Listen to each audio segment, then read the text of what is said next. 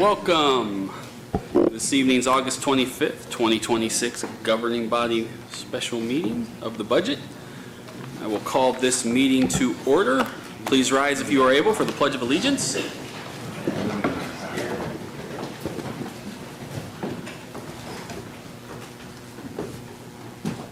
I pledge allegiance To the flag of the United States of America and to the republic for which it stands, one nation, under God, indivisible, with liberty and justice for all. All right. The clerk would call the roll, please. Mayor Duncan. Here. Council members Hiller. Here. Valdivia Acala. Ortiz. Here. Banks. He's in the hallway right now. Kell. Here. Miller. Here. Bradbury. Here. McGee. Here. And Hofer. Okay, we have 8 present with council members Valdivia Acala and Hofer absent. All right. With that, we'll jump right into our first action item. Action item A, City Clerk.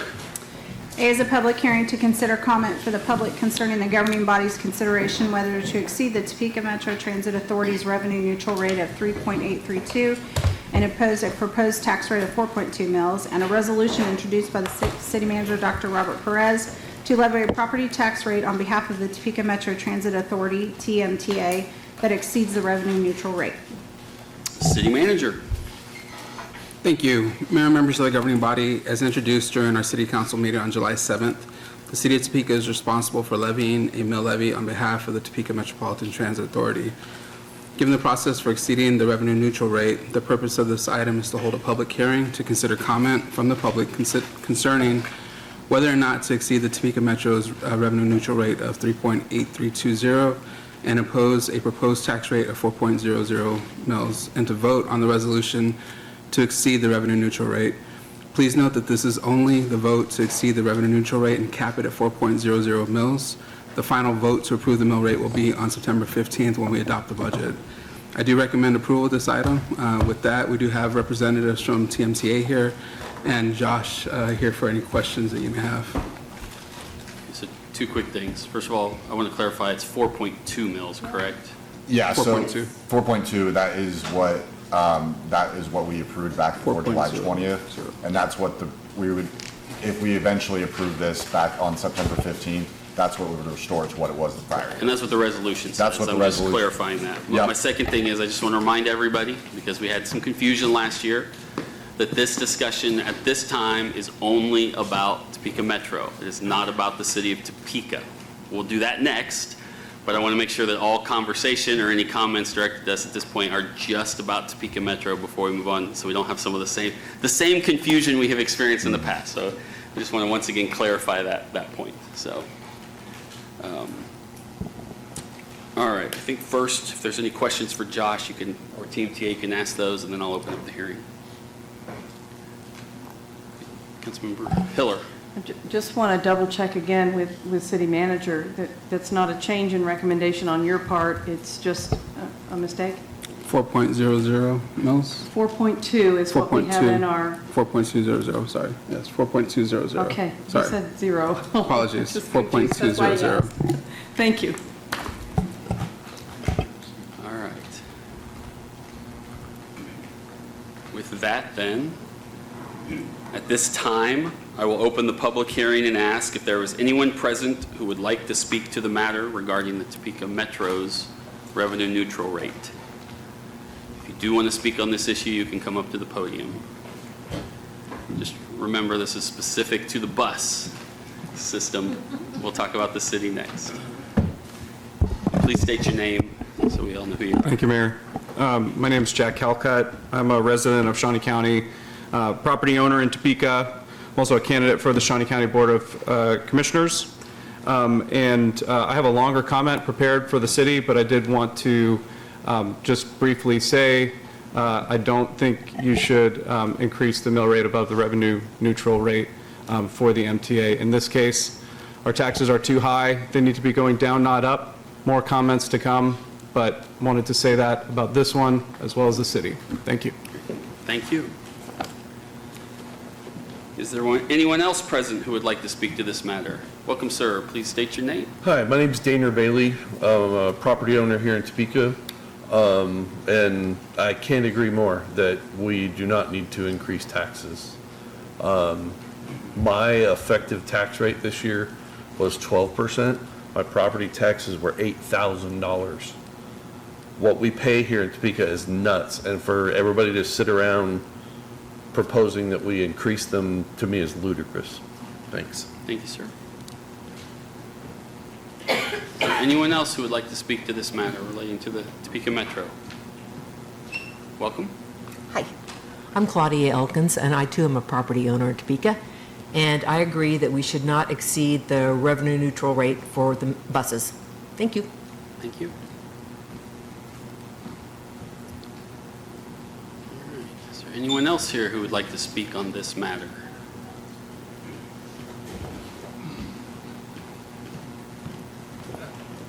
Hi, my name is John Ortiz. I am a resident of Topeka, and I do not think we should raise the revenues of the bus. Public transportation is a great source of transportation in this area, so please do not raise the bus prices. That's all I have to say. Thank you. Thank you. Is there anyone else who would like to speak to this matter? All right, Mayor? one last call. I'm not sure I understood the gentleman's testimony. Was he saying not to raise the taxes or not to raise the prices? I thought I heard both, but if he wants to, Taxes, I'm sorry. yeah. Yep. Okay, thank you. All right, anyone else out there? Last call. All right, with that, I will open the floor up to any council members for any comments, questions at this time.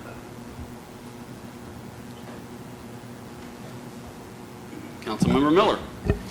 Thank you, Mayor. I know the team from MTA is here. I was wondering if they would mind giving me any update on any service that might be going up to Montero's Way. I know that you don't have to, because obviously you don't necessarily have to because of city limits, but curious to see if there's any future thought to that.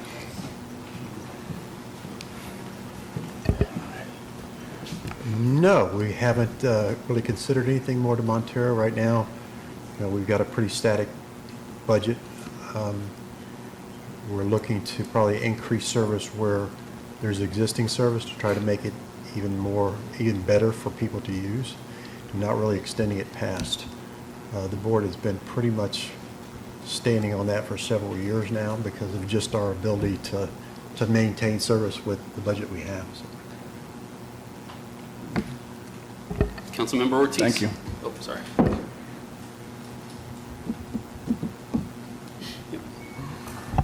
Thank you. So, I'm trying to think of the little buses that went, they're no longer existing, right? The ones that went from the store to the home?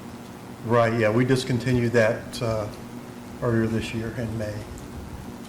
That was Microtrans, the mod service. The mod, yeah. What are we looking at in the way of electric buses? I thought there was some grants and stuff, Ted? Yeah. We actually have 4 35-foot electric buses right now that we're still testing and trying to get in service.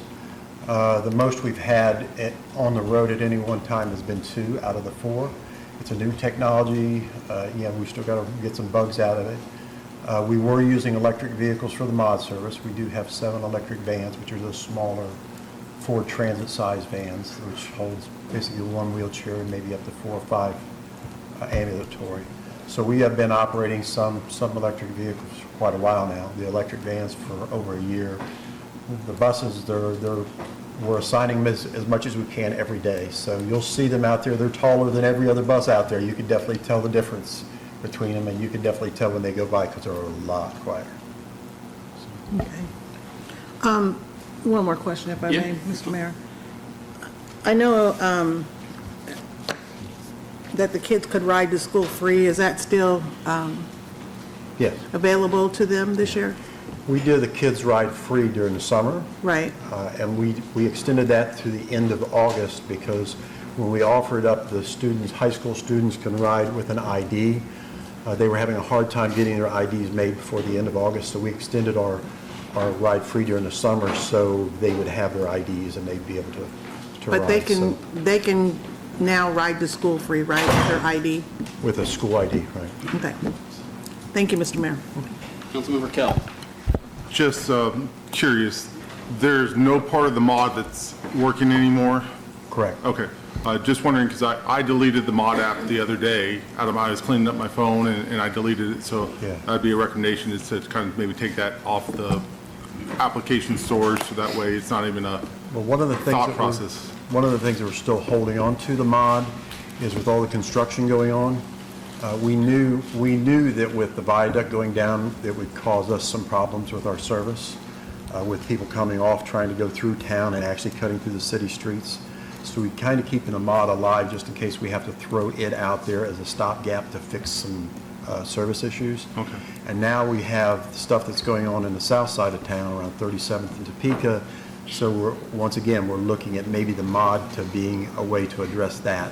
So we really haven't done away with it yet, but as far as the mod microtransit service, the way it was operating before, no, we're not doing that right now. Well, at least you're, having a backup plan and having stuff like that is reassuring on that whole program, because I thought it was a great program. I used it myself a few times, and it's sad to see it go away. Councilmember Hiller. Thank you, Mayor.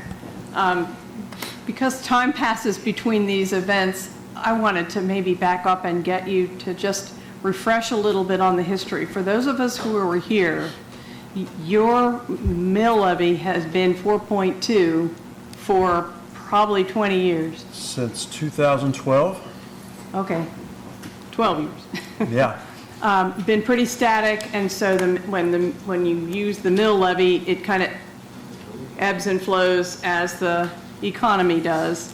Right. Last year, because of some confusion, you got cut back to 4.0, which was worth, if I'm recalling correctly, $200,000? I was closer to about $320,000, but I think, the council agreed to put $250,000 back in to cover some of our expenses.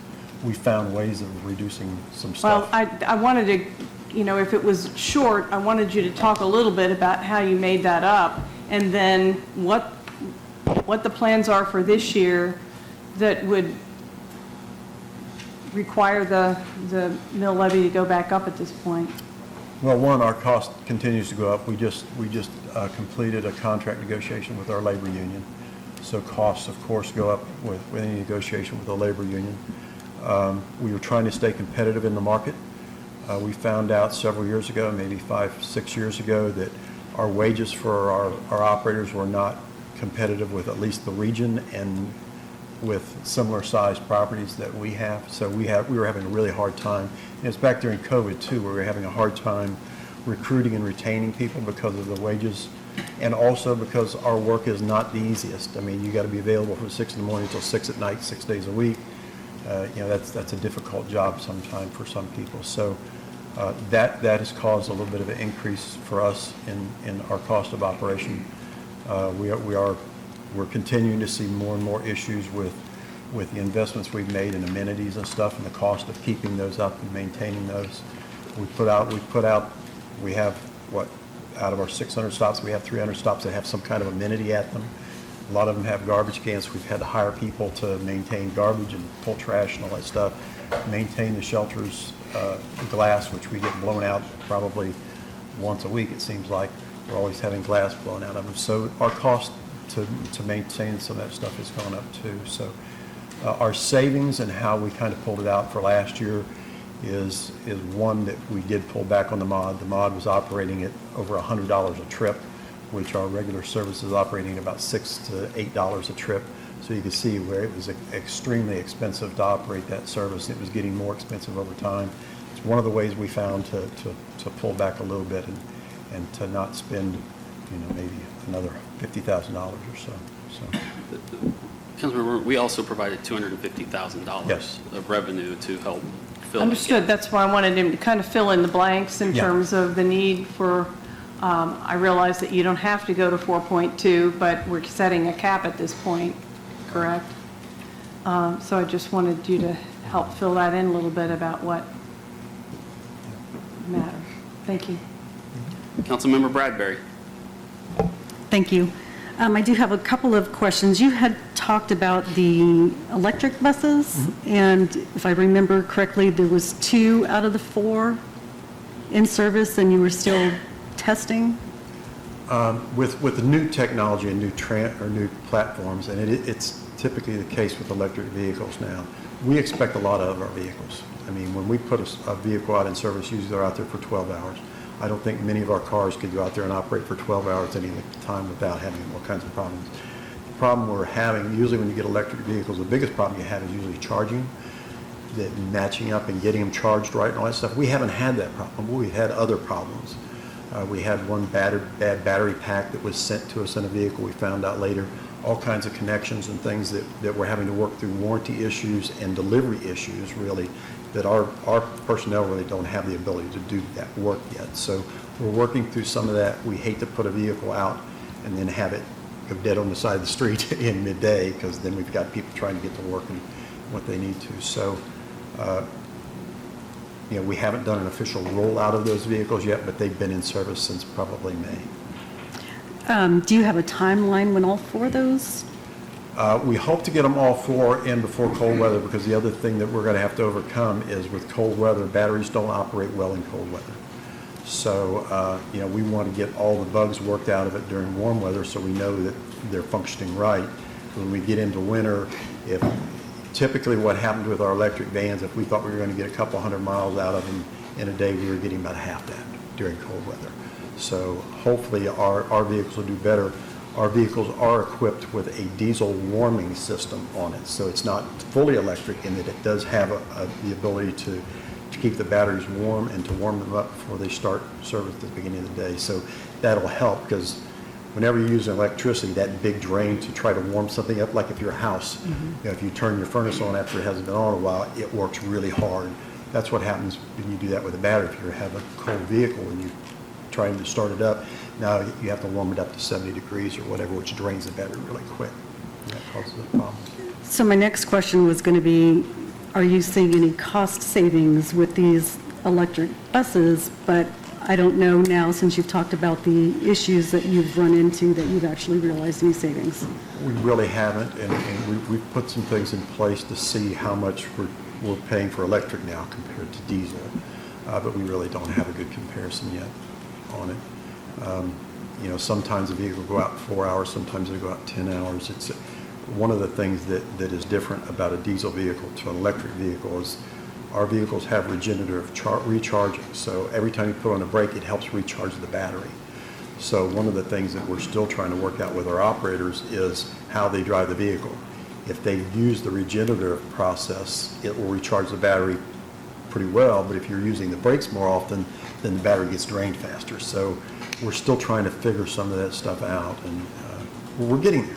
We're definitely getting there. And I think it's going to be a good fix for us. Okay, and then I have 2 more questions. Are you seeing an increase or decrease in the number of riders, the people who use services? Our lift service is probably back to where it was pre-COVID. Our fixed route, no. It hasn't came back completely where it was pre-COVID. We were at about 1.1 million, 1.2 million or so prior to COVID. We're at about 900,000 to 1 million now is where we're operating. So it's down a little bit. As you know, people have changed how they work now. A difference of if somebody's riding 5 days a week and now all of a sudden they're riding 4 days a week is a big hit on our ridership in the long run if they do that 52 weeks out of the year. So there is some changes in our community and how we do business now. So it's reflecting in our ridership too. Mm-hmm. And is there any consideration for increasing fares? No, not at this point. And why not? Just curious. One, we have probably one of the highest fares of a small system like this in this region. So we expect a lot out of our customers now. We have raised rates. I think the last time we raised rates was there was a slight change in some of it back in 2019. I think the end of 2019, but it was just on one element of our fares. But I think it was probably in 2014, 2015 is the last time we did a real fare increase. Okay. But that's something that one of the things that we're looking at right now is we're having to replace our whole fare collection system, which is a really expensive system.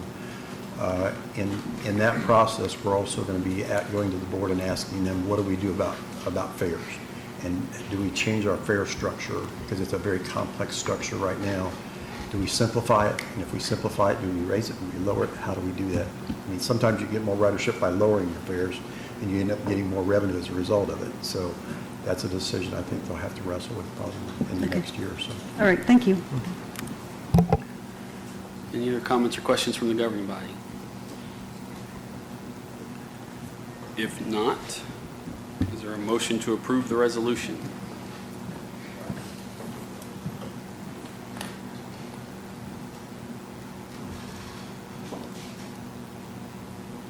We have a motion to approve from Councilmember Hiller. I will second it. With that, this vote requires a voice vote by state statute. So I will Mayor ask- Duncan? Yes. And you guys can go ahead and cast your vote on your tablet if you want, but you have to state your motion or your vote verbally. So Councilmembers Hillard, Yes. Ortiz, Yes. Banks, I abstain. okay, and Kell. Yes. Okay, I apologize. Yes, Hiller, you were a yes. Ortiz, you were a yes. Banks abstained, I apologize. Okay, and Councilmember Kelly, you were good. Councilmember Miller, No. Councilmember Bradbury, No. Councilmember McGee, Yes. and Councilmember Hofer. Yes. Okay, we have 6 yes, with Councilmembers Miller and Bradbury voting no, and Councilmember Banks abstaining. The motion carries. Yes, Councilmember Ortiz. I reluctantly voted yes, and I hope that you guys will get those little buses back on the road, and I hope we will look at the districts and maybe shrink them down to the low to moderate income. I've been saying that for years. I think they're, especially to hear if they're electric, there are so many people right there at 13th and Golden, those Paradise Plaza, Pine Ridge, Frankie Barr's place, that could really, really benefit from that. If we would just take it over, bring it over, extend it over the interstate. So I hope that we can find a way to do that, even if it's 2 or 3 times a week. You know, I heard you when you said, Mr. Nugent, it's $100 per trip. Maybe if we said, okay, we're going to pick up all day in the morning on these 3 days to kind of get something scheduled. But I would hope that we could do something like that, because they really, really struggle with that. And I think that would be a great thing to do. Thank you, Mr. Mayor. Councilmember Miller. Thank you, Mayor. Mr. Nugent, I want you and your team to know that I don't dislike you or what you do for our city. I have asked for a while now that I want some real opportunities to Montera, and I'm sticking on that. I've talked to those people for years. I would like to know from your end, not just from your internal conversations, that you don't think it'll work. I would like to have you talk to the people of Montera and see if it's something that they want, and then we can come back and talk about what kind of funds that I would like to support to be able to help them out. I'm tired of that area being forgotten. I get it. I understand. But please, just reach out a little olive branch to try to figure something out there. Thank you. All right, with that, we will move on to action item B. Oh, yes. Oh. Got to close the public hearing. Oh, thank you. With that, I will now officially close the public hearing. Do not want to get in trouble on that one, not even a little bit. Please don't. All right. All right. With that, we will move on to action item B. Thank you. B is public hearing to consider comment from the public concerning the governing body's consideration of adopting a budget for 2027 that exceeds the revenue neutral rate, which is 35.8580, and a resolution introduced by City Manager Dr. Robert Perez to levy a property tax rate that exceeds the City of Topeka's revenue neutral rate. City Manager. Thank you. Mayor and members of the governing body, as introduced during our city council meeting on July 14th, as part of the process for exceeding the revenue neutral rate, the purpose of this item is to hold a hearing to consider public comment concerning whether or not to exceed the City of Topeka's revenue neutral rate of 35.580 and impose a proposed tax rate of 37.126 mils, and to vote on the resolution to exceed the revenue neutral rate. Similar to the last item, please note that this is only the vote to exceed the revenue neutral rate and cap it at 37.126 mils. The final vote to approve the mill rate will be on September 15th when we adopt the budget. I do recommend approval of this item. With that, we're here for any questions that you may have. Are there any questions for Josh before we open up the hearing? Josh, could you just go through the numbers real quick? So Yep. So we've already established we're at top end, we would stay at what our current mill rate is. The revenue neutral rate is 35.580 if we went revenue neutral. What is that? That delta is about $2.4 million. So that $2.4 million goes into three places: our debt service fund, our general fund, and special liability. About 80% of that 2.4 goes into the general fund. And as a reminder, of the general fund, 70% of that's public safety. So, and property tax of our general fund is about 33% of our revenue. So it's a big ticket item on both ends. Great. Any other questions or comments for staff before we open up the hearing? All right, well then at this time, I will open up the public hearing, and I will ask if there is anyone present who would like to speak to the matter. If there is, just please come to the podium, and you'll have your 4 minutes, as we do with all public comment. And again, please make sure when you come up, you identify yourself. Yes, thank you, Mayor. Good evening, Mayor, members of the City Council, City Manager Perez. I'm Jack Calcutt, resident of Shawnee County. I'm a property owner in Topeka, own almost $1 million worth of property in Topeka, and I'm a candidate on the ballot currently this November for Shawnee County Board of Commissioners. Today's hearing is happening because truth in taxation legislation from 2021 forces local taxing authorities to notify the public of an intent to increase property taxes above the previous year's revenue. Today, the City of Topeka and Metro Transit Authority, as we heard earlier, are proposing to give themselves permission to increase the mill levy above that revenue neutral rate and increase taxes on all property owners by about 4% for the city portion and about 9% for MTA for anyone who had a positive valuation adjustment on their property. In the city's case, the mill levy is staying the same as last year, but the taxes collected and what everyone pays is still increasing. This is after a year where the population of Topeka has declined about 0.5%. Topeka has declined a little bit every year for the past 5 years. Property taxes have been increasing, both due to valuation and several mill rate increases over that time. This trend is disturbing on at least two levels. One, the size of our government budget shouldn't be increasing while the number of people we serve is decreasing.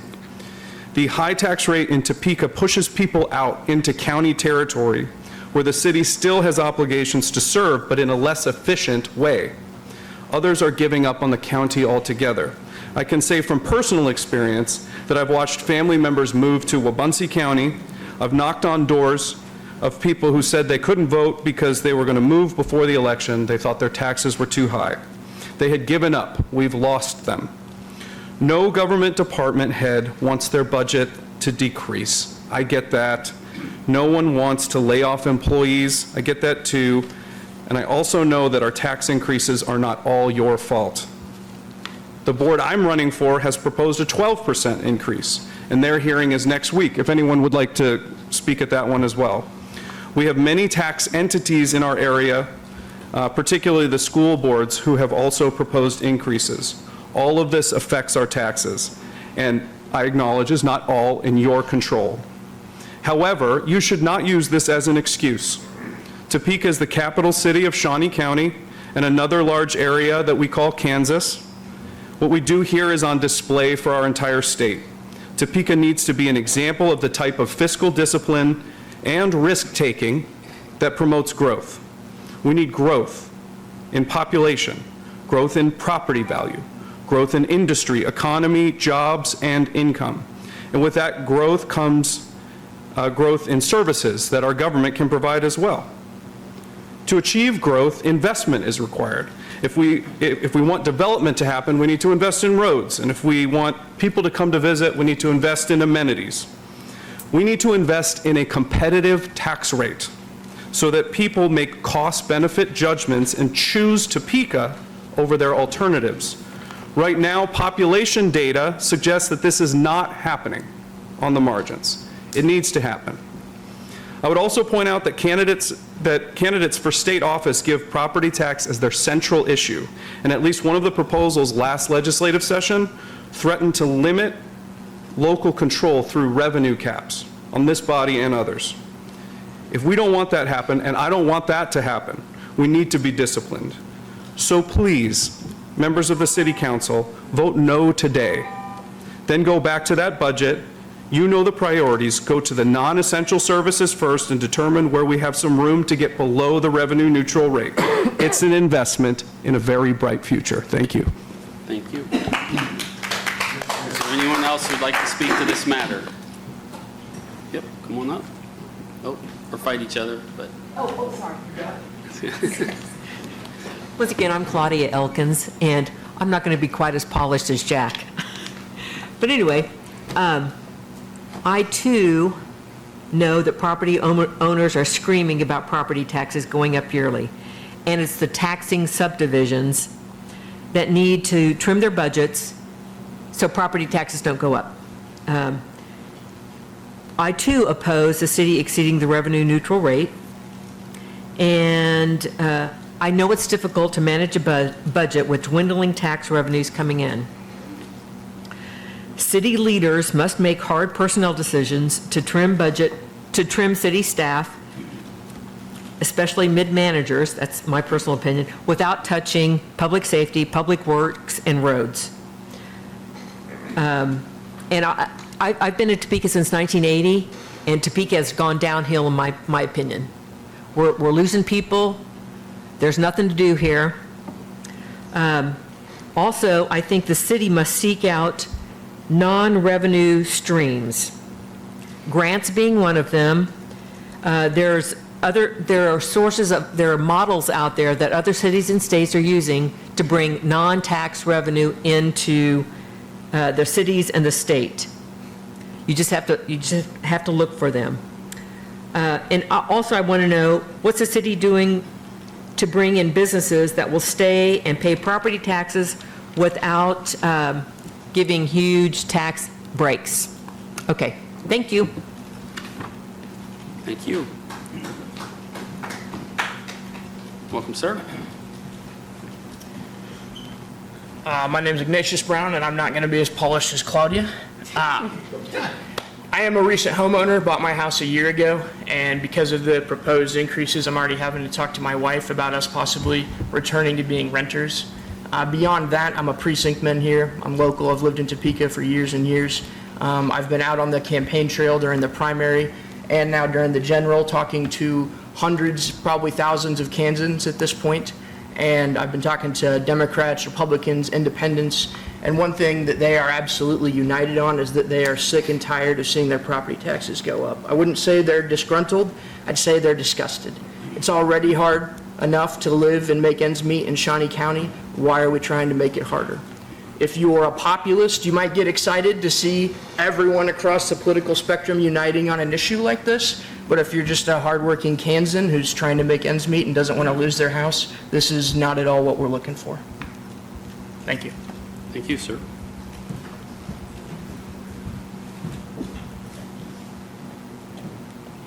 Welcome. Hi, I'm Deborah Olson.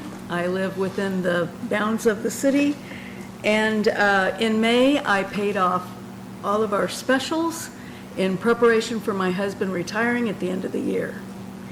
Now I look and looks like it was all for naught. Because if we raise our taxes, then I haven't accomplished what I wanted to. I hope we will take a deep consideration of these issues. Thank you. Thank you, ma'am.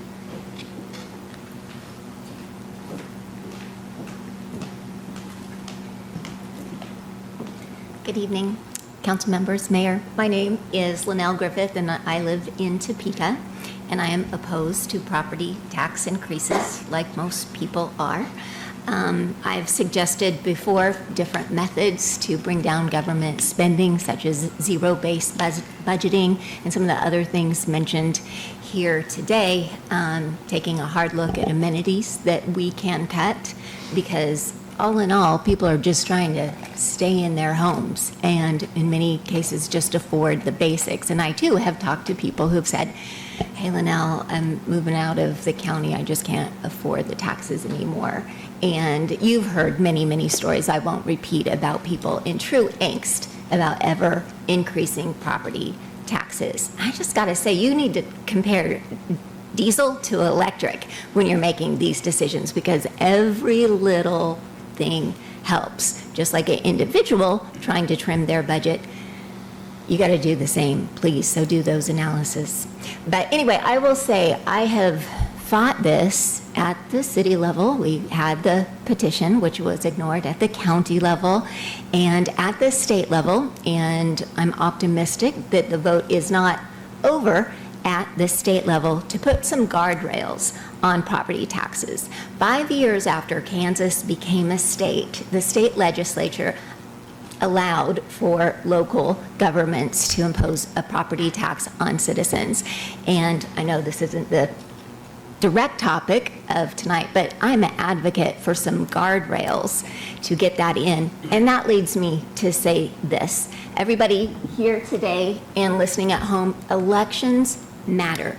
Do your research. When somebody is running for office, do they have a record of fighting property tax increases, or do they just say that they will?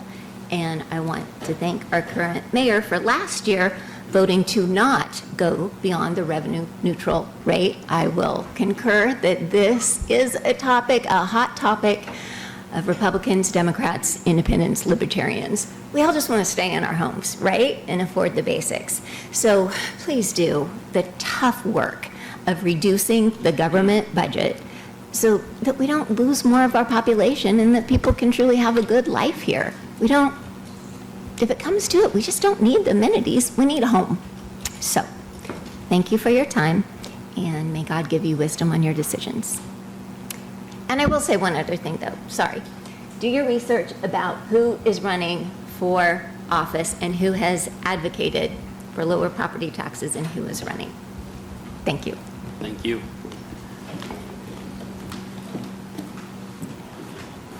Hi, once again, my name is Daniel Bailey, and I am a property owner, homeowner here in Topeka. And I moved here 3 years ago to become part of this community. And I got to tell you that with property taxes 150% higher than where I came from, I don't see that happening. It's ridiculous what we have to go through. The courtyard in front of my house, the court is cracked. It's got weeds growing through it. Every school, or all the schools that I've been to within the city limits of Topeka need to be dozed and rebuilt. What are we spending our money on? I think you guys really need to take a deep, deep look at where our money's going and, search your conscience about what's happening. Because where I moved from in Nevada, I had 2 homes. I owned the home that my mother lived in, and I owned my own home. And those property values were more than $1 million. And my property taxes were $3,000, and Douglas County, Nevada is an awesome community. I moved because we got 66 feet of snow in 2022 and 2023. I come here and, frankly, I'd rather shovel some snow than lose all that money. and it hurts. I don't make nearly as much here as I made there, as far as income goes. And to me, to hear that you guys want to raise taxes again, to me, it's obscene. And I just witnessed 6 or 7 people come up here prior to this on another tax rate proposal who all said, don't raise them, and I watched the city council pass it. So, do you guys care about what we say? We're the ones you work for. Thank you. Thank you. Is there anyone else who'd like to speak to this matter? Hello, yes.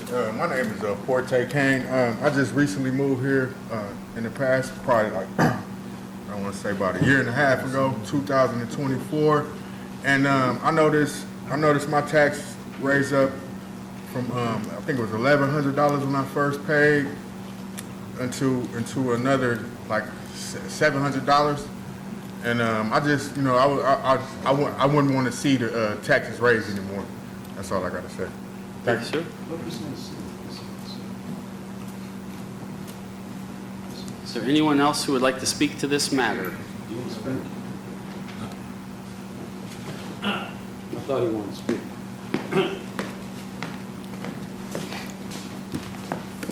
Name's Joseph Ledbetter. I'm an attorney here in Topeka. I live here in Topeka. I pay taxes to Shawnee County as well. So being a city resident, I get to pay double taxation. And I am opposed to raising more property taxes by whatever method. I'm also opposed to raising sales taxes and any other fees. I am opposed to raising our utilities, especially on small businesses that generate the jobs and already pay 25% assessment on their taxes. We, the residents, pay 11%, and that's high enough. When you see what these small businesses are paying, especially the small ones, they're not corporate, big corporations. They don't have any room in their budgets to keep paying this. So they're paying 25% assessment on everything that's handed out to them as an appraisal. I sent multiple emails, did lots of research on how to cut the budget. I don't think I got a lot of response, especially from management. I got, we'll look at it. I haven't heard anything publicly on the record about how we're going to cut staff. We have too much. I've already showed you that. The city has shrunk, not since 5 years, but actually since 2011. It's about 3,000 people. We're not keeping up. We've got staff that we're overstaffed, not in police and fire. We've got too much middle management. We've got 3 public hearing people. I'm not sure why we have 3 in a small town like Topeka. You should be able to handle it with 1. We are not growing. It's not just about taxes, folks. Your taxes would go down if you had population growth. That's what happens in Johnson County all the time. Their taxes actually go, their mill levies go down. We are the only city I know of in Kansas that actually extends its sewer services outside the city. So we allow lots of buildings, lots of housing, lots of business outside the city, and we're not collecting property tax on it. And for all those people that move out, they have to have more services, right? So those county budgets get to go up, which we pay. Makes a lot of sense. I think we've got 5,800 units that are actually getting sewer service outside the city of Topeka.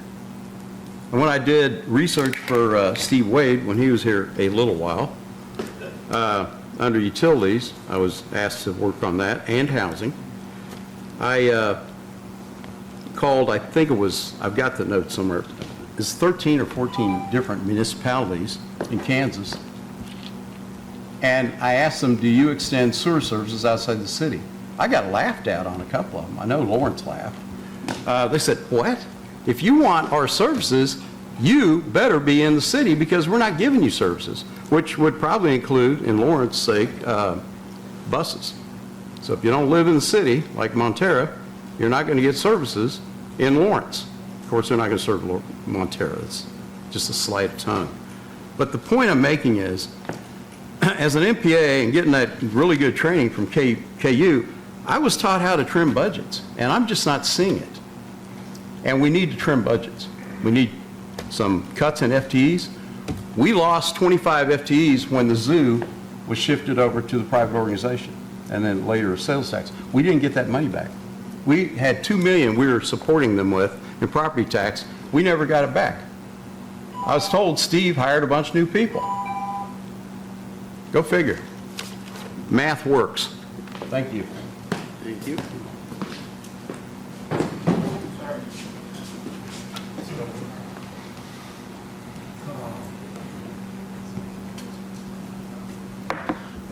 My name's Henry McClure, Topeka, Kansas. You can also look at it a different way. Instead of worrying about cutting expenses, why don't we try to get some income? Sales tax, sales tax, sales tax. There isn't a better thing than sales tax, business begets business. But the higher the expenses are, people will turn down our community because of the expense side. Because when, let's say we're talking about leasing or purchasing, it's just the overall cost of the deal, then it stops making sense. And just for the average Joe that isn't connected to the system, it's even harder and harder to attract people to want to come to our community and do business. Let's focus just real quickly on the Maverick deal. That one befuddles me and most of Topeka. A truck stop that's going to pay sales tax right by the best place to put it in the whole city of Topeka. Sales tax. We need to attract retail to our community. And the best way to attract it is to, well, number one, do the deal. That's the easiest way, is just to say yes. But most importantly, is to make the overall deal a little easier to swallow with lower expenses. So, Josh, good luck, buddy. You're doing a good job. Keep up the good work. It's nice to see you all this beautiful day. Hey, and if nobody's told you they love you today, you know I love y'all. So thank you. We love you too. Thank you, Hey, JoJo. Is there anyone else who would like to speak to this matter? How you doing? Good to see you. Mr. Mayor, City Council, it's me again. I'm going to try not to embarrass myself, but I'm going to ask you, please do not raise property taxes.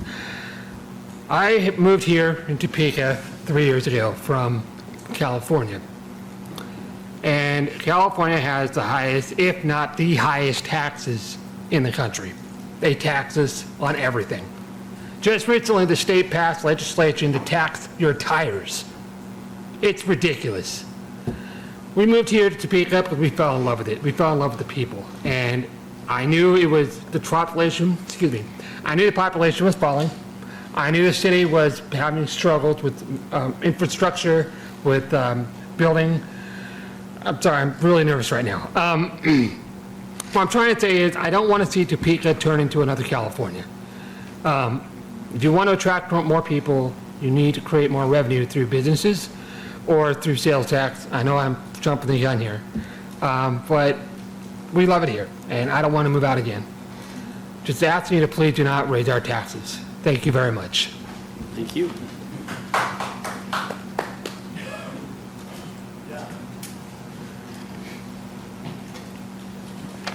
My name is Dr. Chris Dexter, and I ran for city council this last year, and did it the old-fashioned way, walked 4,000 doors. And what most people are speaking to is a very frustrating thing, but it has to do with population and sales tax. And I can't believe with what I heard 2 weeks after the election came along. And there's no sour grapes involved, because my city council woman is a very bright lady, and I really respect what she, we have a design engineer, and so basically what we're left with is, and let me give you an example of we have to lower property taxes. We not only have to cap them, we have to lower them or dismiss them entirely some way. And there is a way, and Mr. Ledbetter has studied the issue and how to lower taxes. But one way that I ran on was a hard audit of every paid employee of the city, because we do have a bloated middle management. You know that. You know that very well. I do too.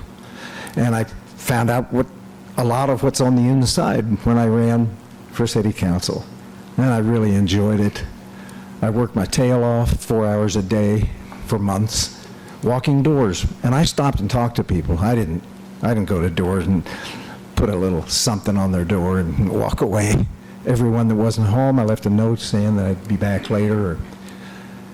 And everyone, to a person, is just simply, they're just burdened by the property tax. And we can do this. And I told them we will. But I didn't have a chance to prove myself. But that's okay. That's all right in the scope of things, general scope of things. But let's take one thing just as an example. The ongoing mentality of the people that control a lot of things, and that is the propositions as to what's going to be done at Riverfront and Kansas Avenue. Because we have a possibility of having a nice little magic half mile from Cody Foster's hotel down to the riverfront. And can I have a few more minutes? You got a minute. Okay. In short, we need to have a sales tax producing attraction at the riverfront. Or someday we'll have a casino here. That's what people do when they're desperate. They finally just give up. They got a riverfront, a golden opportunity. They end up having a casino. That's trash. That's pure human trash. But the thing to do is, and I had my ideas presented at a old town raised football type venture at the, not a football type venture, but the size of a football field elevated above the dike, and the invitation going to different franchises to have a fish market there, etc. But I didn't have a chance to be on these little committees that decide what's going to be done down at the riverfront. Those two organizations. Doctor? Yes. Your time is up, sir. Okay, Thank well, you. thank you very much for listening. But we do not need little parks down at the river that we have to pay for, maintain, pay the insurance on. We need Sir. we need some ventures Appreciate it, that Doctor. bring some economy to the area. Thank you. Sir. Is there anyone else who would like to speak to this matter? Excuse me. All right, last call then. Anyone else who'd like to speak to this matter? If not, then I will now turn it over to questions and comments from the governing body. Councilmember Kell. Thank you. Wanted to address some of the topics that were brought up. Some of them I actually wrote down well beforehand. As I think it was Mr. Ledbetter said, if it's getting service, I've been saying for a few years, if they're getting services, we need to annex them. They need to be a part of the city. That would help a lot right there. We have a lot of places that are getting services in our area that aren't part of the city. That kind of goes to the sales tax aspect of it. I don't think we've raised, the 6 years I've been on Count 5, I don't think we've raised the mill levy, and I think before that it was like 10 years. So it's been 15 years, I don't think we've raised the mill levy. But we have other entities that keep on doing it, and we kind of feel like sometimes we're taking the brunt when we haven't done anything, like the county doing 12%, the schools doing all that. But when I first came on, I was like, we need to raise the mill levy before it becomes an issue. We need to raise the mill levy before it becomes an issue. Then someone had a nice little talk with me, said sales tax. And once we talked about it, I was like, well, we have all these areas, all these people around the city that aren't paying mill levy. So if we go sales tax, they're going to be paying that sales tax by coming in and shopping, doing all this. So now our surrounding people will be paying into that. And then I know people are like, well, no sales tax. Well, I actually thought about it. Maybe we could actually do a sales tax and lower the mill levy. So then it helps our citizens pay that sales tax. And we're able to lower the mill levy. And so now all these outside people are helping pay for our stuff. Schools were mentioned. That's a 501 or whatever school district that it is. We don't control what they do with their buildings or anything like that. So grants were brought up. I know we've tried to push grants for a few years. It's really hard honestly, it's hard to keep a grant writer. They get paid a lot more in the private sector. But the problem with grants are a lot of those are matching. So we have to match the amount. And that's where now people have that issue where, well, why are we paying this money to this project?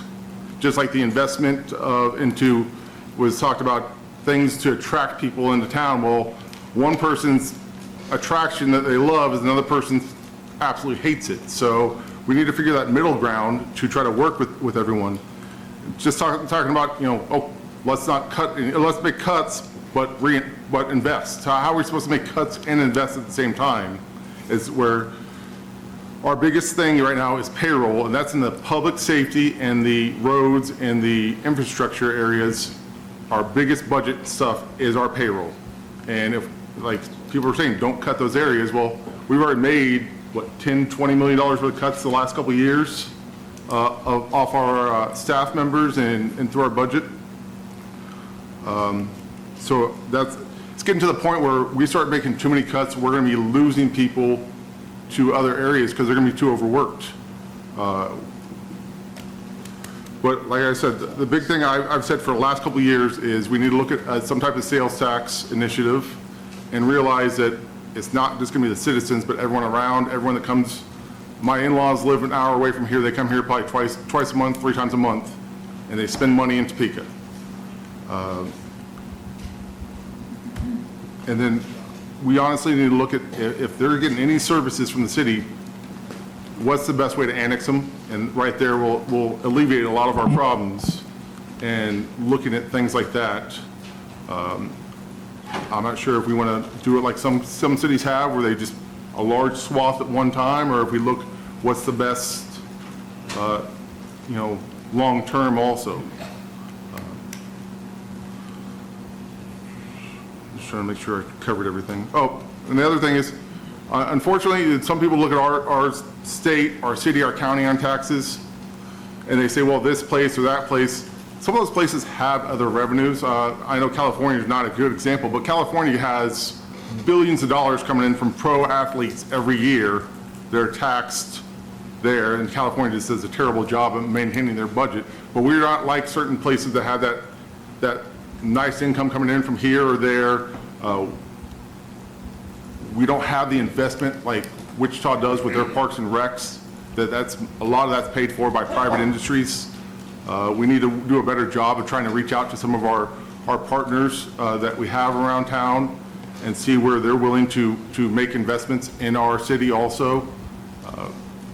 But again, this is one of those things, like I said, I used to beat the drum on the mill levy, and I'm against that, but it's one of those things that we haven't touched it in about 15 years, where all these other entities have, and eventually we're going to have to, and it's not that we want to, it's we're trying to make sure the city can maintain what little we're moving forward with, because as we keep on making cuts, it's going to be harder and harder to run the city on a day-to-day basis. Thank you. Councilmember Banks. I turn my thing. Councilmember Banks. Thank you, Mayor. You know, as we sit here and we listen to all of the public comments on cuts and investments, well, I can guarantee you there isn't anyone on this council that enjoys these taxes that we're having to endure. And we're having to endure them just as every other constituent in the city. So I'd just like to speak to my constituents and the community. We're doing all of those things that you guys are talking about to get taxes cut. It isn't easy to look at someone and say, hey, we're going to have to cut your position, your job, so that we can exist as a city or continue to function as a city. Being a retired firefighter, I went through this several times. Being on this council, I've gone through it once, and we've not had to cut jobs. We've had to really dig in and make really hard decisions. So right now, I'd just like to ask our community to just bear with this council, this management system that we have, to see if we can work through this process. It isn't easy. Some of those emails that Mr. Ledbetter talks about, I get them, I read them, and they're really good ideas. We just have to figure out as a governing body if they're going to fit into the plans that we have right now. It isn't easy to match what we're getting as requests or things that community thinks will reduce our budget, but we're looking at those things. And hopefully, we can put enough together to reduce the budget, maybe not having to raise the mill levy or increase sales taxes. I think that one of the things that I advocate for is a relaxation of some of the red tape that developers have to go through to come to our city. We need to relax some of those things so that they are easier to work with.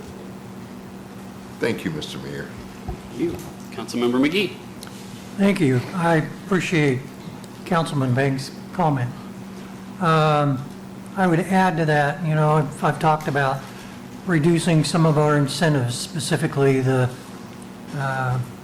NRP, cutting that from a 20-year to a 10-year rebate program. Go back and take a look at our franchise fees and make sure they're being evenly applied to everyone who fits within that category. And the other thing is continue to work on pilot agreements, because we have some very large partners in the city who own a lot of property, a lot of buildings, and don't pay property tax. So the burden is being carried by the residential property owners. And you know, I think we need to have some very serious conversations about pilot agreements with some of our largest partners. And it's a difficult conversation, but I think we have to have it one way or another, because those are ways that would generate additional revenues and help ease some of that burden that's been placed on our residential property owners. Thank you. Councilmember Hiller. Thank you, Mayor. I want to join my colleagues. I have been on this council for 16 years, whereas our fellow governments have typically raised their rates a little bit every year. We've raised taxes one time in those 16 years, and we cut them 2 years ago. And we're suffering for that right now. We're 15 million in the hole, which everybody talks about. We will be working really hard to balance that. We've already started, and with this evening, Councilman McGee has some suggestions. A lot of people do. I think it's important to realize that just like people, cities and units of government are different too and have different stories. As one of my colleagues pointed out, we're state capital, so we have all sorts of buildings here that we have to provide services for that are not paying taxes at all. After waiting for 20 years under a federal mandate, we all know that the Polk Quincy Viaduct is being reconstructed through our downtown right now. That is a mega $1 million project. It's a federal mandate that we had to respond to. The state required that we put up 10% match, so we have borrowed $22 million recently to pay for that unfunded mandate. Costs at least 40% more to borrow money than to use cash. When you do the math on that for a 15-year note, there's $2 million a year just in debt service on Polk Quincy, and that's not what we had to do locally to accommodate that as well.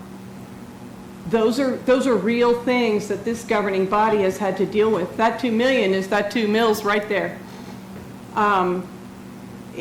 We've stayed very faithfully to the mill levy, which then of course floats with the economy. So I just hope people will think about that. It is a state law. We talk now about adding taxes. People are working hard. I represent downtown, and people are hustling to get businesses down there. It's exciting to see the energy. And that's people doing it for free because they care about downtown and they want to keep their businesses going. Those are the kinds of things we do that don't get headlines, but all of us are involved in working with people in neighborhoods and in the downtown and so on. We talked about annexing so we could have more of those properties. The state has said we can't do that, sharply limited that at the same time as they wanted to limit how much we could assess in taxes. And so it is almost impossible without for involuntary annexation. The limits are, I'm watching you nod back there, the limits are very tight. Someone already mentioned that we don't fund the schools, so when people are coming to comment, what we really need is some help, so people understand what we are responsible for and what we're not, and then help us to look in that budget and look for ways that we can do things a little smarter or a little better. All of us up here spend a lot of time working on that. We all walked into whatever point the city was at that time and are trying to make it better. I think everybody else did a really good job. I personally am kind of the budget hawk on the board, and so I'm one who works really hard at that, yet the reality of how we're going to make this work is a big challenge. So I appreciate people caring enough about it to comment, but we really need that further insight on ways we can accomplish what we all want to do. Thank you. Councilmember Miller.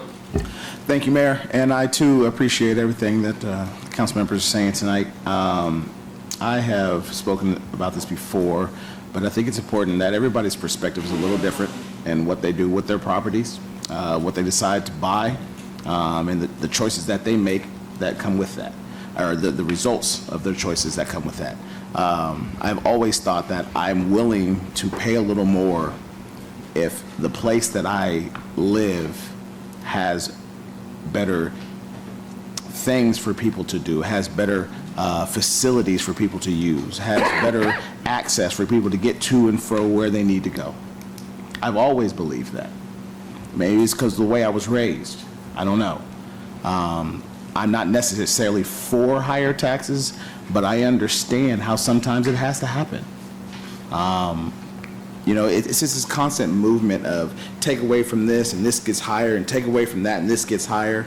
And for people to come and think that we haven't gone through what budget cuts would look like, that the staff hasn't worked hard to find out exactly what the percentage would be for us to get to a level that is not to a level to where we don't have to raise taxes, and what that would mean to staff, what that would mean to the processes of what we do. People always complain about every single thing that happens in the city. I shouldn't say every single thing, because they don't complain about every single thing, but we only have so much money to be able to do it. We only have so many funds that we can pull from, or ways to be able to make things work. And if we're constantly cutting off of that, when your valuations for your home are going to go up anyway, let's keep it a buck. Your property taxes are going to go up a little bit from the county, from other entities. This stuff is going to go up. Things cost more. It's literally a part of what it is. I wish we could go back 50 years ago to where levels were. We can't. And it's time for us to be realistic about that.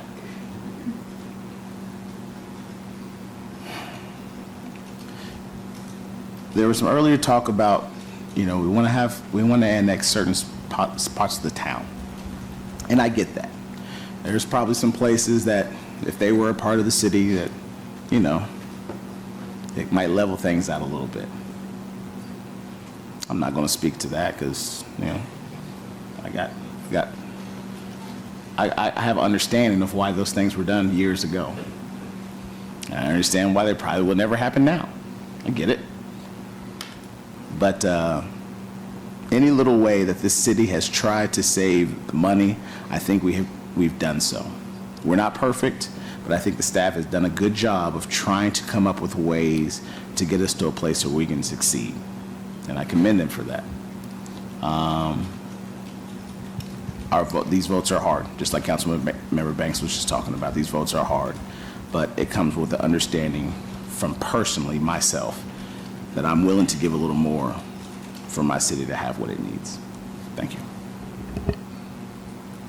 Any other comments from council members? All right, well, I got a few comments. Look, property taxes are a top concern because they do place a real burden on everyday Topekans.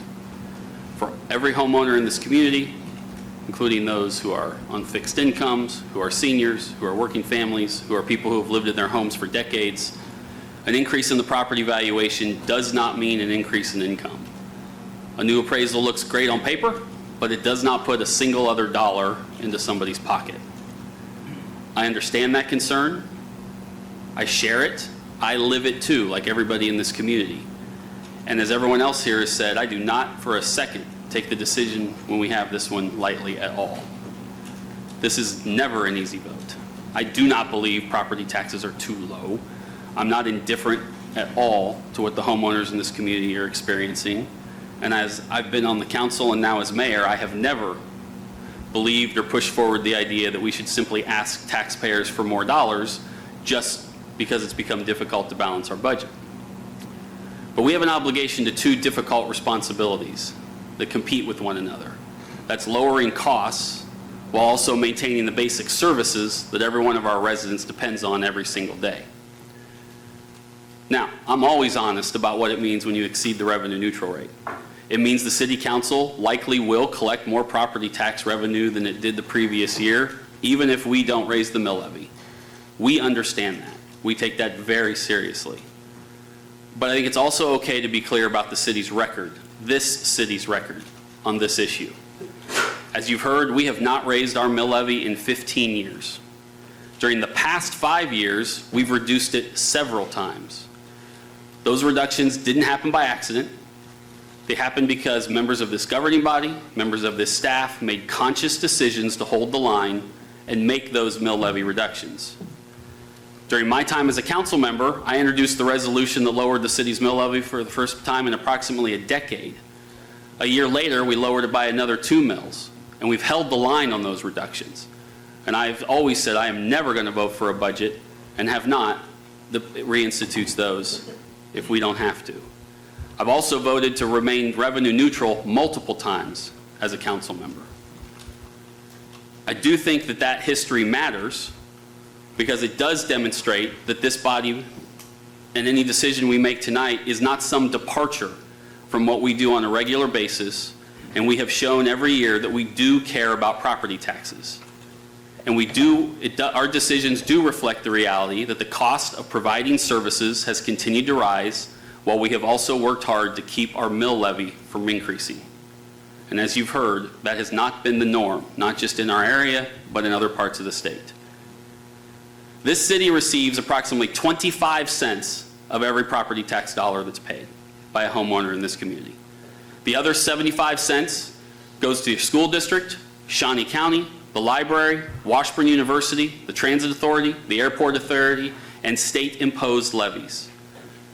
25 cents is not insignificant. I'm not going to downplay that. And we are responsible for how every one of those cents is spent in this community. But I would also argue that with approximately 1/4 of the property tax bill, the city is responsible for most of the services that residents rely on. We are responsible for more services than any other of those taxing entities. Right? Police, firefighters, streets, traffic operations, snow removal, code enforcement, and just the basic work of maintaining our neighborhoods. And those services cost significantly more today than they did 5 years ago. Police vehicles cost more, fire equipment costs more, asphalt, concrete, fuel, insurance, technology, construction materials, all cost us more. And recruiting and retaining people is getting harder and harder. I do understand, including mine, that families throughout this city are dealing with the same issues and pressures in their own budget, in their homes, that the city is facing. And we cannot make these decisions in a vacuum without understanding that. You should expect your government to do exactly what you're being asked to do at home. Set priorities, eliminate unnecessary expenses, and make difficult decisions. That's what we will continue to do up here, and that's what we have been doing these last few years. And guess what? Over the next month, you are going to see us, as I have been saying for months, have to make some very tough decisions. Decisions that, as we have already discussed, I can tell you right now, many members in this community are sending us messages and talking to us and saying, do not make those service cuts. Do not do it. We will be cutting more than $12 million from this year's budget alone. If we went revenue neutral, that would be an additional $2.4 million on top of that $12 million we would have to cut. As you've heard us say many times, 70% of our budget is public safety. We are at a tipping point that those are the cuts we are going to have to make to public safety if we continue to have to find ways to make more and more additional cuts to the tune of millions of dollars. Doesn't mean we don't need to do it. We need to scrutinize unfilled positions, administrative costs, contracts, purchasing decisions, and programs. If they don't deliver measurable results, we don't need to have them as part of our budget. We've got to find those efficiencies, and we've got to focus on core services. We cannot, as much as we'd like to, spend our way out of this problem, but we also can't pretend that deferring our responsibilities by not investing in growth or allowing our streets to deteriorate are the responsible long-term solution. It will just compound the problem over time. I also want to point out that Topeka has done something that no other taxing entity in our community has done. We have in existence and created a local property tax rebate program for qualifying residents who own and live in their homes. I sponsored that program because I believe then and believe now that those individuals who qualify, who are our most vulnerable homeowners, deserve more than sympathy. They deserve real assistance, and we must find ways eventually to extend those reductions and savings to all of our citizens. The state has its own property tax relief program, but among the local entities collecting property taxes in this community, we are the only one that has established such a program. Our commitment is real, and it will continue to be real to this community. Now, that doesn't solve the entire problem. We can only rebate our own portion of the homeowner's property tax, and resources are limited. But it does demonstrate that we are doing our best to put actions behind your concerns. At the same time, and this is my growing frustration, not just as the mayor of the capital city, but in my other roles in this community, lasting property tax relief has got to be done in partnership with the state of Kansas.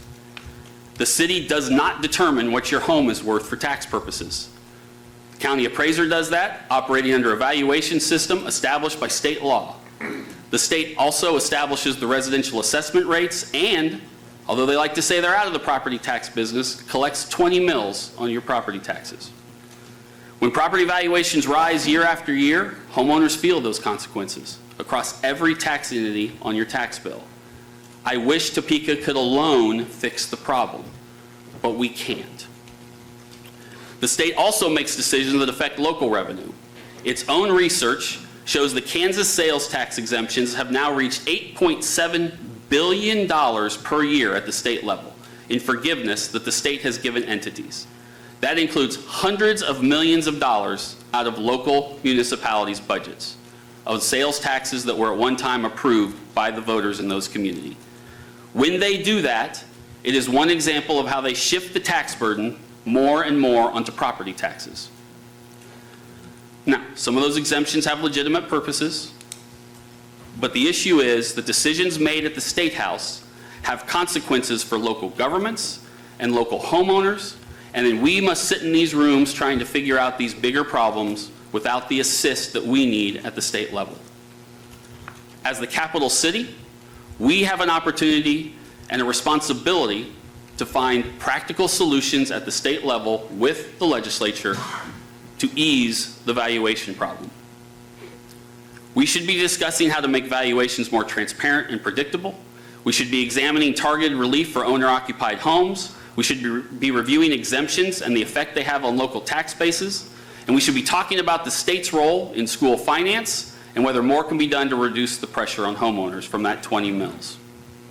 And we've got to be doing this as partners.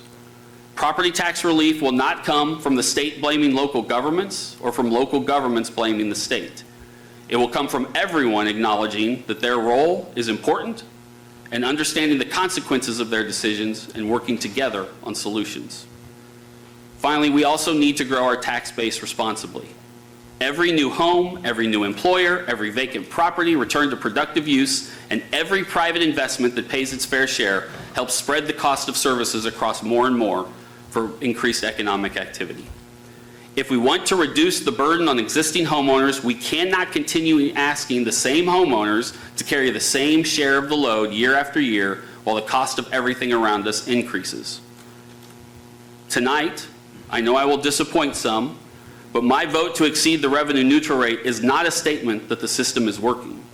It is an acknowledgement that the system is not working well enough and that we are operating within the realities we face today while working to change those realities for tomorrow. My commitment remains the same. Do not increase the mill levy, continue looking for savings, protect our essential services, maintain and strengthen the relief for vulnerable homeowners, grow our tax base, and work with the legislature to address valuations and the broader policies driving property taxes upward in the state of Kansas. This is a difficult decision, and it should be a difficult decision. But my responsibility is not to cast the easiest vote that plays to the politics of the situation. My responsibility is to cast the vote that I believe continues to provide Topekans the services they depend on, while providing assurances that the work is not over and we are fighting to bring down costs for Topekans every day. Are there any other comments or questions from the governing body?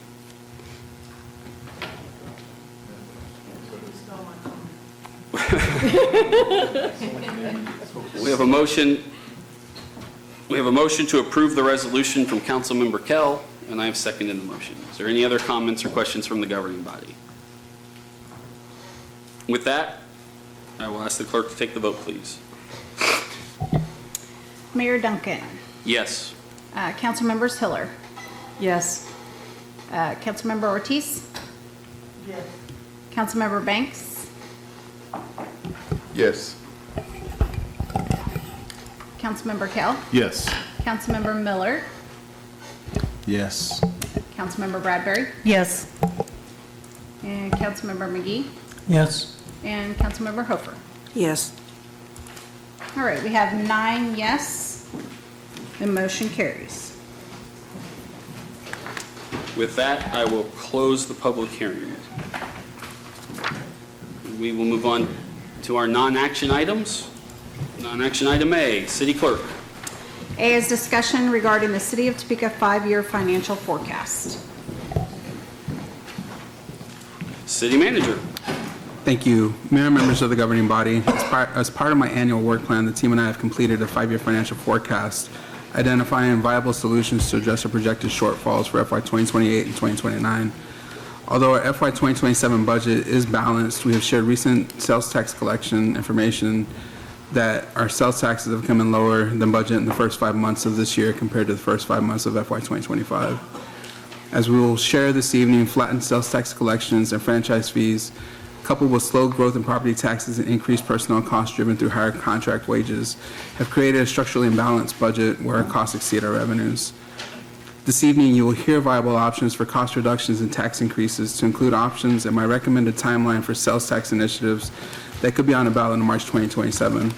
My plan is to present this information tonight and have a high-level discussion. Given that a number of the identified personnel reductions include fill positions, I would request any detailed discussion of positions be reserved for an executive session next week. With that, I'll now turn this over to Josh McInerney, Deputy Director of Budget and Finance, to lead us through this item. Josh.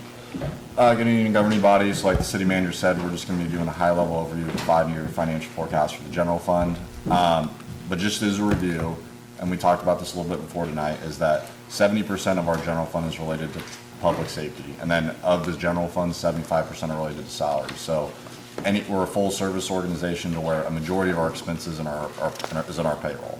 And then also, too, the main revenue streams for the general fund are franchise fees, property tax, and sales tax. And so if we want to cut the box on the left, we're going to have to also, or if we want to reduce revenue, we have to also reduce expenses because we have to have a balanced budget. And then also, too, one thing to note, in 2027, we are balancing the budget through a one-time fund transfer from 2 funds for a total of $4.5 million. So while we are balanced, we are still spending down cash on a citywide level. So getting just in a little bit of history of the general fund. So a little table of the last 6 years, and then 2026 is just projected. So as you can see, we had a lot of money during COVID to where that took the heat off expenses since we got ARPA money and then CARES money. But over the last 3 years, we've been spending down our general fund to where that is only viable for so long because there's only so much fund balance at the end of the day, and then that is beholden to bond ratings and other things of the like. So we want to make sure, and we're introducing this problem the last couple of years and tonight, that we eventually need to be more balanced going forward rather than spending down around $4 million a year. Now, part of that is the 2026 number that was communicated in the past. Obviously, that's subject to change based off new sales tax collections and expense, but that's a pretty solid number as of today. So just getting into the forecasted income statement. So we'll get into assumptions in a sec of how revenues and expenses are derived, but obviously we learned earlier that personnel is a majority of our expense cost. The future budgets assume whatever we have currently in 2027 and being at full employment. Full employment means every position we have, we assume that it's filled and we're actually paying for it in the future years.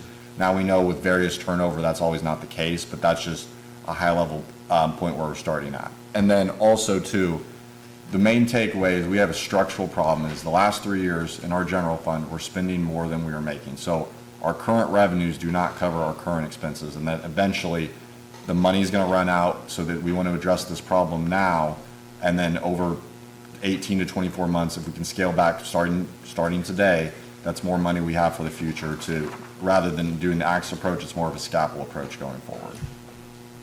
And then finally, even if we extrapolate, we assumed our revenue growth and we capped our expenses at $133.5 million.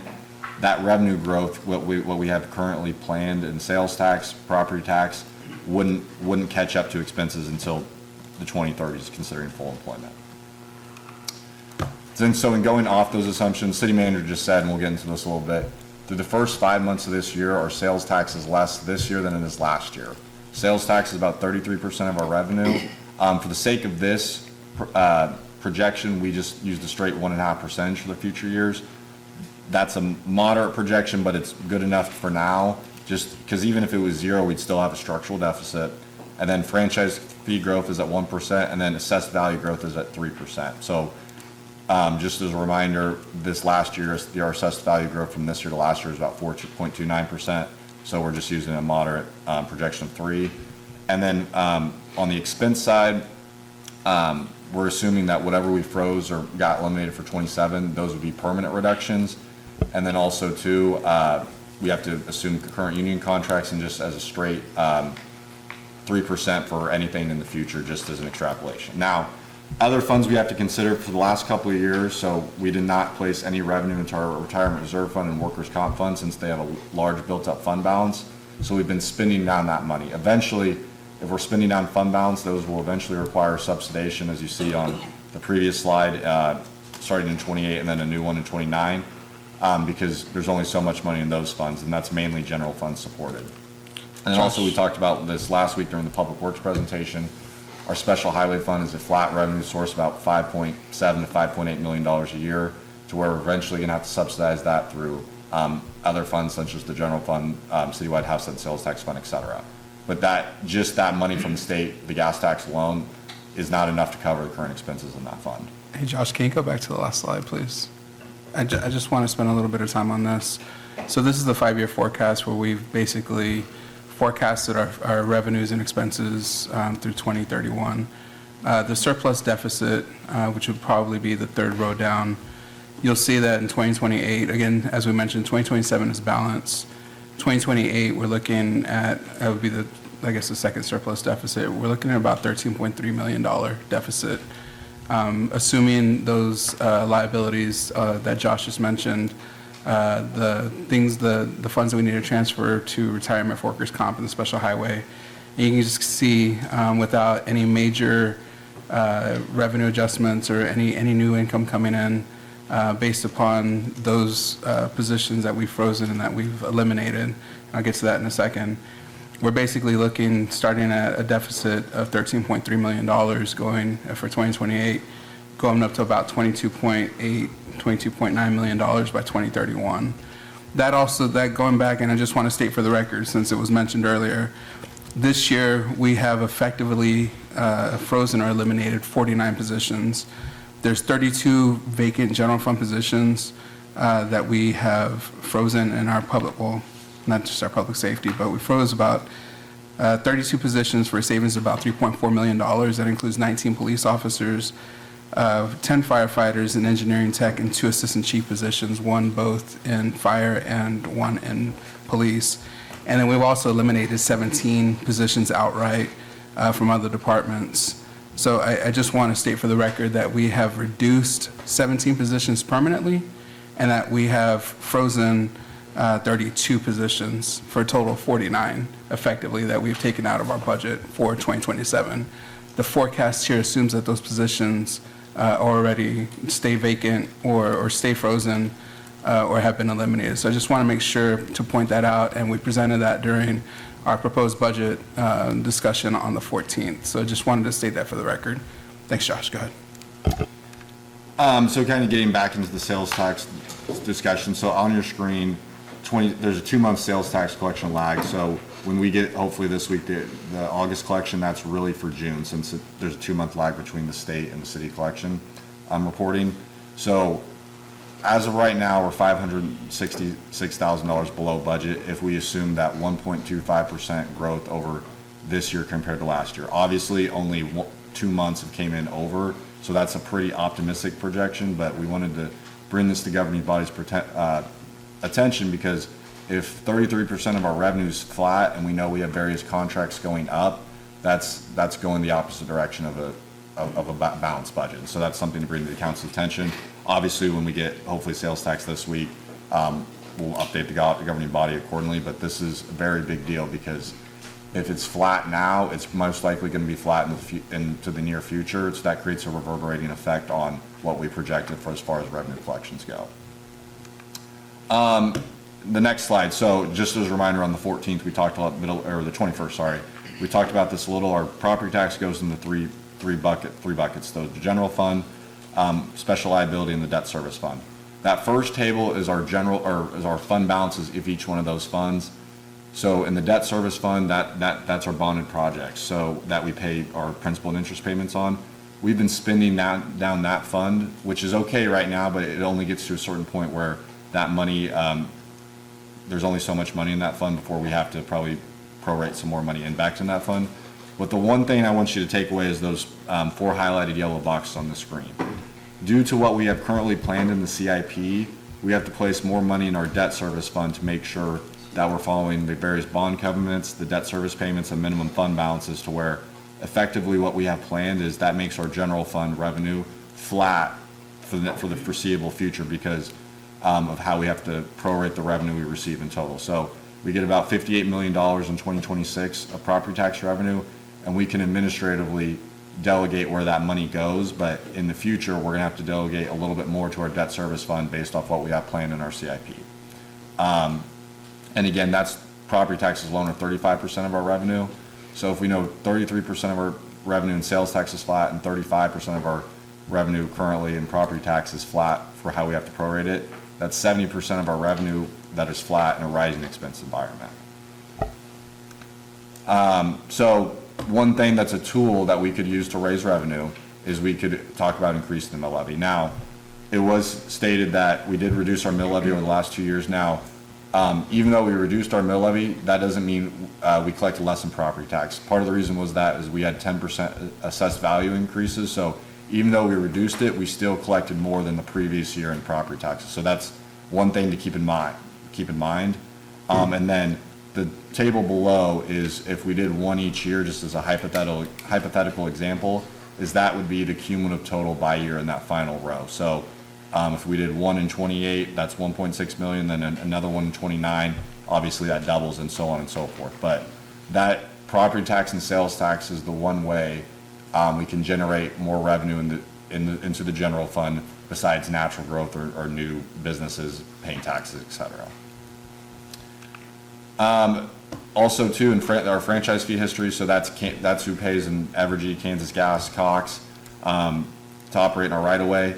So that collection has basically been sort of flat the last couple of years. Obviously 2022, there's a little bubble because of, I think of the winter storm event that we had with the cold spell, but that is also a flat revenue source to a degree, to where a majority of our revenue in the general fund is flat, and we have an increased expense environment, so our revenues do not cover our current expenses.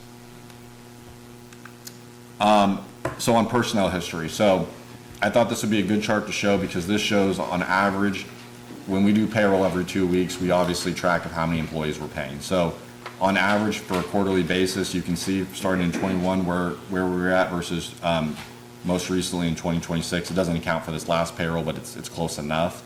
So you can see how it started at 1068, it went down, and then it kind of went back up to where we're at today is about where we were at 5 years ago. Now, one thing to keep in mind is we are cutting vacant positions, but just because we cut vacant positions doesn't mean we're lowering what we're actually paying out in actuals. That's what matters at the end of the day, is what we're actually paying out each period. And so, as you can see in the general fund, the personnel history on there is those, due to various contractual events, is that went up, and then we've been kind of behind the 8 ball ever since versus revenue and expenses because our expenses went up more faster than our revenues. So kind of getting into how can we structurally balance a budget. So we talked a little about revenues earlier. That's one side of the equation, but then there's also the expense side of the equation. So just as a hypothetical example, if we cut 25% of the department's budgets by 25%, excluding public safety and any governing body adjacent items, that's $10 million. Now, we wouldn't necessarily consider this a realistic option because those public safety services, they rely on finance to buy their equipment. They rely on HR and legal to handle certain areas of the organization. So we would really like to actually get on the merits of what we're doing as services, and then if we're reducing expenses, handle it that way. So obviously, if we're going to have to reduce expenses, a lot of that is personnel because that's where the majority of the budget lies. So if we were to do 29 general government positions not related to police and fire, that's about $3.3 million, and then any additional public safety personnel, that's about 6.4.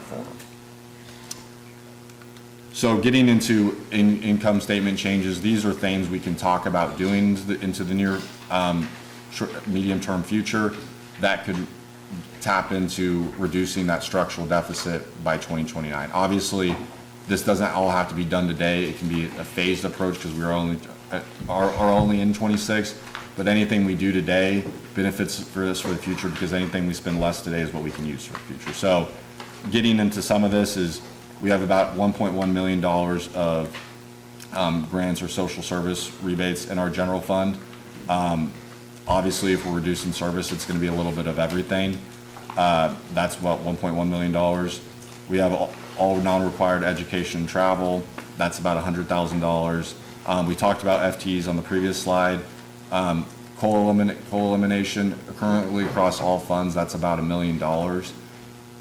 I mean, obviously that's not fun to do, but when your majority of your budget lies in personnel, those are the conversations we're gonna have to get more revenue elsewhere in the, related to the general fund. We can talk about parking charges on Kansas Avenue.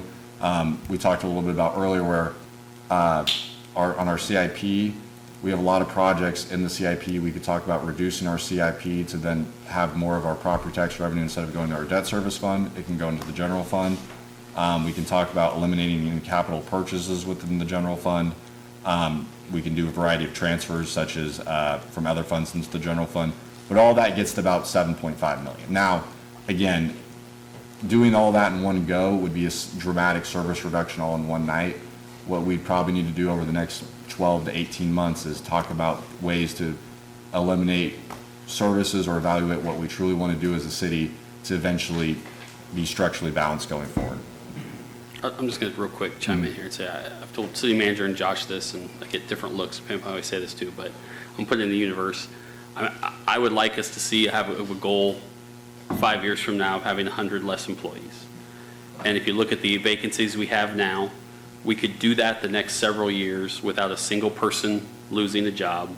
And the truth is, we could do it over the course of those 5 years without a single individual losing a job, because as departments are aware of what we're trying to accomplish, as people retire or leave a position, it gives departments years heads up to start to say, how can we define these roles based on new technologies and new opportunities? Because again, the personnel cost is not going away. So I'll just say I would like this. That's my dream and hope, and I know some will agree and disagree, but I think that's a realistic goal without having to make mass layoffs or people even lose a job over that 5-year period. So, sorry, I just wanted to interject I think that's a reasonable, something we can work towards. Go ahead, Josh, sorry. Oh, you're good. And so, I'm not gonna read everything on this slide, but obviously, if you have less people, through personnel reductions, you're gonna have less opportunity to provide service to the public. Obviously, a majority of that lies in public safety. But if there is no revenue increase, we're gonna have to talk about what services do we wanna provide as the city. That's ultimately up to the city manager and the governing body to decide. But less things would have to be done since we have less. Not, obviously, and that's related to public safety and some other things. So getting into those CIP reductions, so one thing to keep in mind is just because we reduce $1 million of bonding does not necessarily mean that's $1 million more that we have. There's a ratio because we have to pay the bonds out over 15 years. So to get $2 million more into our general fund, this is all the stuff that would have to be eliminated, because over the last couple of years, we've had to bond more with the parking garages, the city hall. That was a $27 million bond issuance. And then also we had to bond in the 2025B series, $8 million for the hotel, to where our debt service payments are kind of basically staying flat for the next couple of years, which is fine. But if we're reducing the revenue going in there, we're spending down the fund balance, and that can only be available for so long, to where if we want to get more revenue in the general fund, we're gonna have to take a hard look at the bonded projects in the CIP.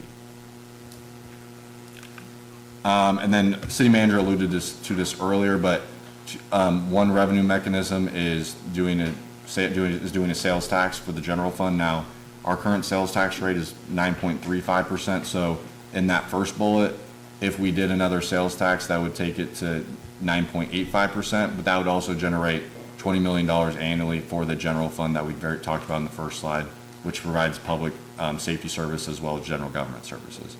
Then also, there would be a new 1/10 cent sales tax that would generate about $4 million a year to fund any affordable housing initiatives and establish a market rate housing fund. Now, there's a timeline on the next slide, but also as part of that duo and the smaller two bullets, they would also be a renewal of the current citywide half-cent sales tax slide, which expires October 1st, 2029. Now, one thing I didn't mention on the previous slide is because we have that citywide half-cent sales tax slide, we can still do road projects. There's a $40 million fund balance currently at the end of 25 in that fund, to where those projects, fixing existing streets, sidewalks, alleys, curbs and gutters, that would still be secured through that funding source because there's an excess of funds there. We're trying to spend it down for the next vote, but it would be mainly anything not related to a road project that would be gone in the CIP.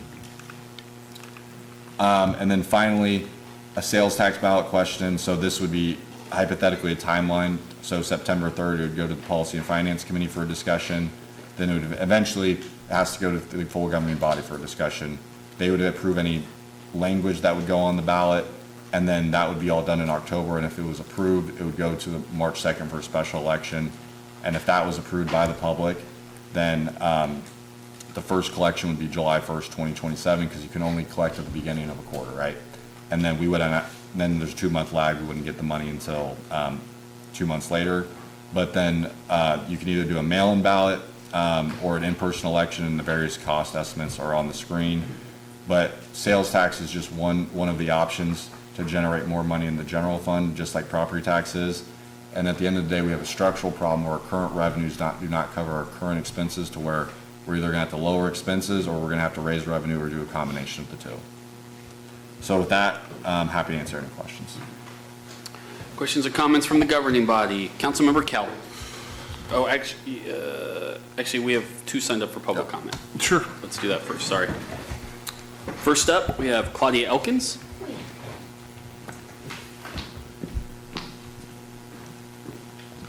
Thanks for that excellent explanation. You are so smart. Okay, so I looked at this presentation too, and I have a question about slide 15. Talks about the half-cent sales tax, roughly $20 million for general purposes, fire, police, code enforcement, municipal court, public works. So is that the same as the half-cent sales tax we were talking about for fire? You know, there were the fire stations? Oh, yeah, you can respond. Our rules actually allow, Oh, no, sorry. you're good. Actually, our rules actually allow some back and forth when it's not Okay, sorry. open general public comment. So yes, you can. Can you guys go to the slide that shows the 15. 5-year forecast? So by doing a general government sales tax initiative, essentially we would roll in roughly $10 million going into 2027 as far as additional revenues. We anticipate that half cent paying for our general services to actually include sustaining the CIP investments for fire stations at $33 million. So basically what this does is this makes us flush if we do a half cent for public safety. Originally, we had talked about a half cent total, with 4/5 of that going to public safety and 1/5 of it going to affordable housing and homelessness. Given the financial forecast that we presented this evening, my recommendation would be that we actually do a half cent general government tax that would fund everything from police, fire, public works, code, everything, to include also supporting the debt service payments for our CIP, to include all the projects that we said that we would take out. Now, to Josh's point, I will also say this, and I've told the governing body this, and Josh even mentioned it right now, there's still going to be a combination of reductions and things that we'll look at. So, but the new recommendation, my recommendation, given what we've done here this evening, is to do a half cent half cent general government sales tax that would fund all those services that I mentioned, and then 1/10 of a cent that would be split between affordable housing and market rate housing. I know that there's a desire in the community, and some of the council members here have shared a desire to fund the Affordable Housing Trust Fund with a recurring revenue source.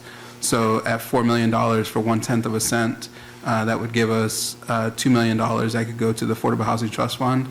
The other half of it, I would recommend to establish for market rate housing fund. An example for something that would be funded out of that, earlier this year, we had to provide cash incentives for the Hutch, the apartments that are coming into downtown, versus us basically scrambling. I want to say scramble. We had to identify funding we had to go to multiple funding sources to include Economic Development Fund in order to fund that incentive. So that funding would be reserved for projects like that. The other thing that I've talked to some of the council members about, sorry if I'm going long, I don't want to keep you here all night, but right now, a lot of the RHID, a lot of the incentives that we get for market rate housing, they essentially force us to forego the incremental increases in our property taxes So what I would like to do is with that fund, if it was established, is to actually provide cash incentives up front. So that way, as soon as the properties are built, we start realizing those property tax increases into our accounts. Okay, so this is different Yes. than what the fire station meetings were all about. No.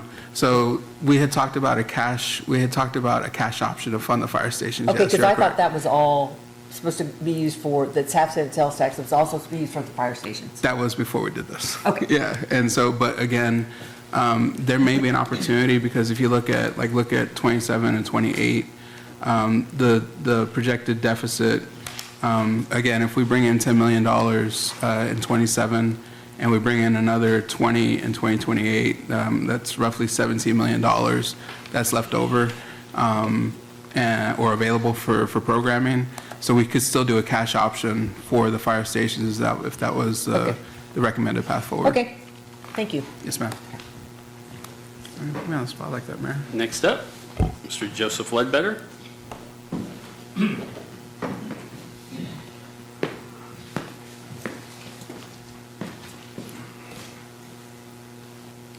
Thank you, Mayor, governing body, staff. Among the many things I've sent you over the last few months, and I even got berated for it by one of the staff, was I've sent you the copies of core requests I've made. And I've asked a lot of tough questions because the math just wasn't adding up to me. And I like math. I'm not going to deny it. A lot of lawyers don't like math, but I do. And I got a lot of that in my MPA training at KU.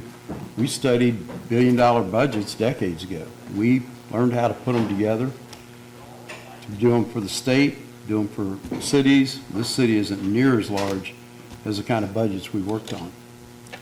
And they're hypothetical, and they actually took real budgets and showed them how to do them.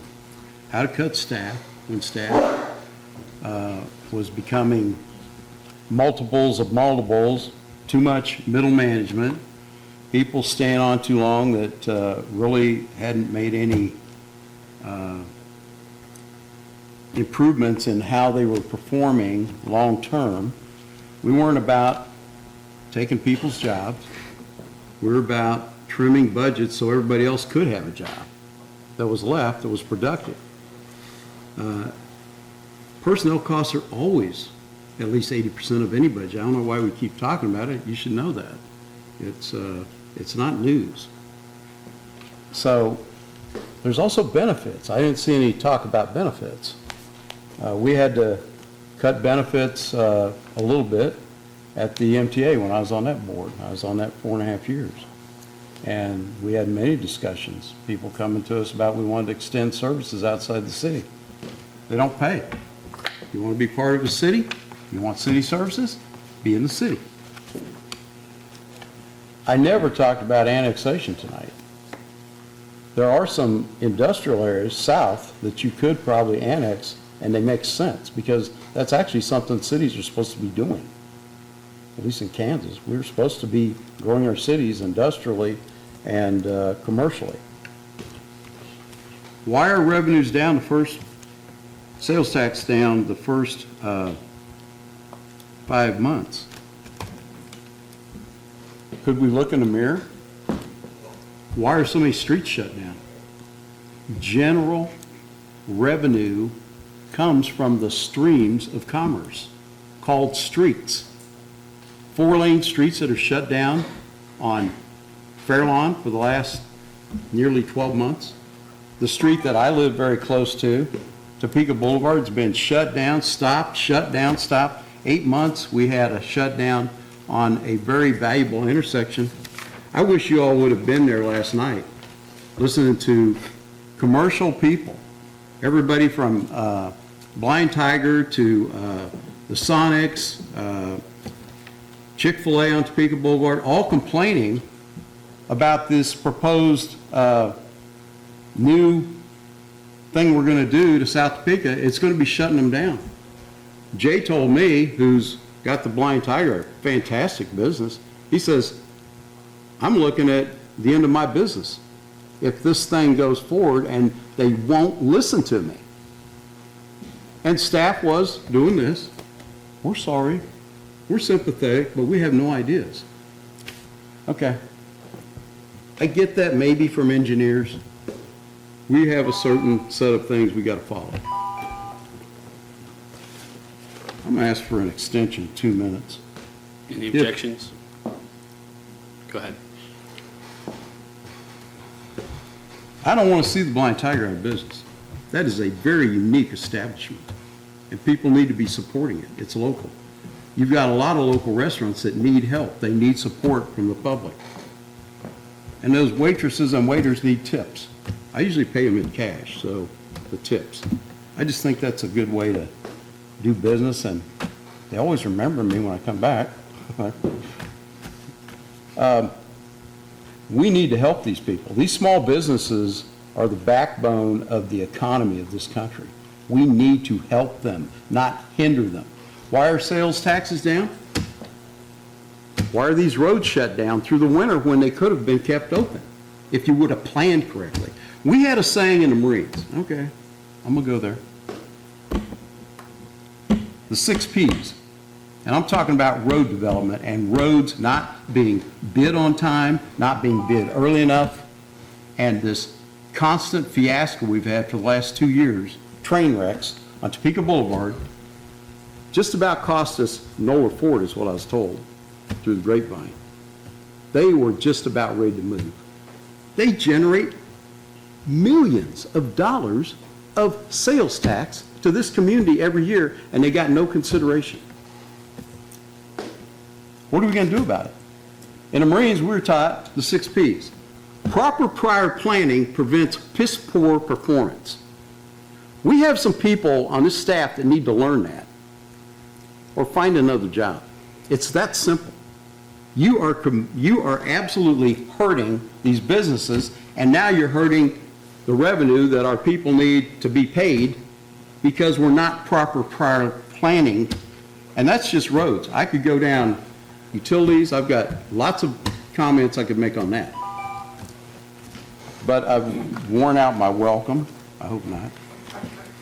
And All right, that is the end of I won't say public like Henry comment. said, I love you, but you know, I love this city. I really do. That's why I put so much time into volunteer work. Thank you. All right, now we'll circle back to the council. Councilmember Kell. First off, Josh, thank you for the amazing work you do. You, seems like you know this budget back and forth and can tweak it amazingly. Back on slide 7, or just even a couple of these slides, have you figured at all into the upcoming union negotiations and kind of maybe give an average what it's going to cost more into that? Yeah, so mainly the general fund, just as a reminder, it's police, fire, a little bit of AFT, and that's about probably 60-70% of the general fund is union employees. So just as a baseline, we plugged in a 3% increase. So those contracts will expire at the end of 27. So next summer is when we'll go through that whole process again, where basically half the city's up for negotiation.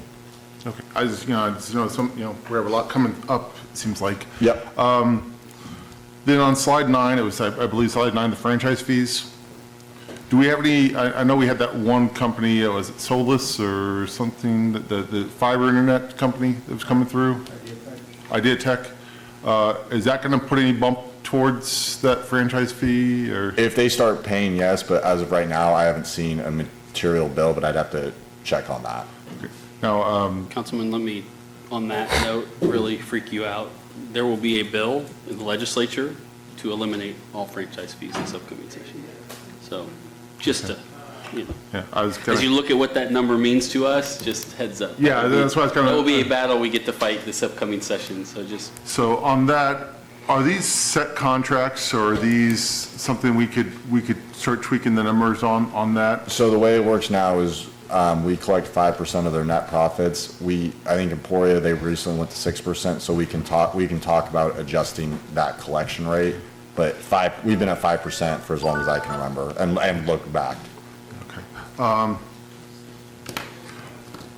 I'm gonna beat this that I constantly do. I understand we gotta look at pushing projects back, we gotta look at certain things, but in the long run, that's gonna cost us more. Looking at certain things that we need to sit there and say, well, we're gonna save 5 million this year, but in 4 or 5 years, when we finally get to that project and have to do it, it's gonna maybe cost us 4 or 5 million more than we initially thought. So we gotta really look at our long term of, if we push too much back, it's gonna keep this revolving door of needing money, because those projects are gonna get more and more expensive. And so we definitely need to look what our priorities are, where we need to make sure, like a fire station, if it's gonna cost us 30 million now, let's really look at that, because in 5 years, when we maybe push it down there, it may be $35–40 million. So we need to really look at those certain projects and say, we can't push this because it's gonna cost us too much in the long run by pushing that project. So those are things, when we're looking at this budget, we need to really make sure we're looking at. And then, as Mr. Ledbetter went into with the military, another saying, keep it simple, stupid, KISS. And we need to really look at certain things, like I've said for the roads, we need to kind of just go back to doing the basic on our roads. Some of these, widening the sidewalks, doing all this, I think, yes, and for certain time periods, that is a good idea. But for right now, we just need to do the basics and work the roads. Certain areas, yes, we need to put in some sidewalks, because we have some main roads in our town that have no sidewalks on either side, and we need to put some sidewalks in there. But we don't need to be expanding sidewalks and going all this. If we can just get by with doing the basics, keeping it simple, I think it'd save us a lot right there. Because if we do a project where it's, a 4-foot average sidewalk, instead of going to this 8-foot, how much are we saving by going half the amount of concrete and time and all that on that sidewalk? So we need to look at certain things like that. Other things, and this is another one. Different people have different words for it, the islands, the medians, the pork chops, whatever on the roads, especially on our main roads like Topeka Boulevard. Honestly, I think unless we are needing to buy some statute or something, put those in there. I've seen so many cities get rid of those and just go to a turn lane in the middle, and it just makes it easier, and then we don't have to, when a business wants to come in, okay, now like Quick Trip at 37th and Topeka, or 45th, whatever, we now had to cut in to get them to have a turn lane, where if that was just a straight turn lane all the way down, we wouldn't have to do a thing to it. So we need to look at certain things that, how much is that costing us in the long run? How much damage does it do when we're taking our snow plows out and hit those? Because I used to do snow removal. When you hit them, you get all these damage. Now we have to go back and fix them. If it's just flat concrete with a turn lane, you look at a lot of cities, Wichita, Kansas City, in certain areas, they've gone away from doing those little islands and making the turns and just go straight with the turn lane. Thank you. Councilmember Ortiz. I won't be long. Thank you, Mayor. Is that you, Josh, over there? Yeah. I'd say you're looking good, but HR would say something to me, so I'm going to keep my comments to myself. On page 14, heavy-duty fleet garage, I thought we had a fleet garage. What is this? So that's talking about the fleet garage on First and Crane, or no, it's on Crane Street, First to the Second Street, but it's on Crane Street. So eventually, We're going to have to move that? to move that is a consideration, because the building is very old and ending its useful life period. So that's a consideration for the future. It's going to cost us $8 million to move? That's just a placeholder number. It'll probably be most likely higher than that by the time we'd actually do it. So do we have to do it because of the Polk Viaduct? Or we just looking to do it? So I think, Councilmember, we're looking to do it for the fact that, as Josh mentioned, and Jason can give more detail, but the building is coming, towards the end of its useful life. Jason? So that building was constructed in 1980. It's a steel building. Those buildings generally last about 25 years, less if they are directly upwind of a salt dome, which this building is. If you've ever been in that building, that is completely dilapidated. The walls are absorbing salt, rusted, not functional. In addition, the apparatus that we have that goes in those buildings, there is 1 inch of clearance on either side of the garage door, and vehicles are getting bigger, not smaller. So that is a building that is well past its useful life and not functioning properly. We will need to look at replacing that building at some point, whether it's on the existing site or a different location. But that's an estimated budget based on our recent experience on the light-duty garage, and this would be the garage that services our heavy-duty vehicles, like our dump trucks, our vac trucks, Right. vehicles of that nature. Okay. I'm just thinking, does it cost that much to put up a Morton building? Is that So- what this is? Is this kind of like a Morton building, or is it more? So I don't want to get too into specific designs, but $8 million is a fairly conservative estimate. I mean, obviously, we could look at the specific design of the building. I would say we would want to at least have some sort of masonry with steel on top, because of the nature of the building. If you have a building that's steel all the way to the ground and you're getting your salt plows in there, you're going to degrade the bottom of your building very, very quickly. Okay, all right. Thank you. Traffic safety, can you elaborate on that a little bit? So yeah, traffic safety is anytime we establish an RRFB, so think on 7th and Quincy, 6th and Quincy, a flashing pedestrian blinker, those cost about $50,000. We put those in various spots, crosswalk control measures, things of that nature. Okay, so that's what that is. Okay, I will make a appointment with you this week to sit down and go over some more questions that I have. I thought there was one more.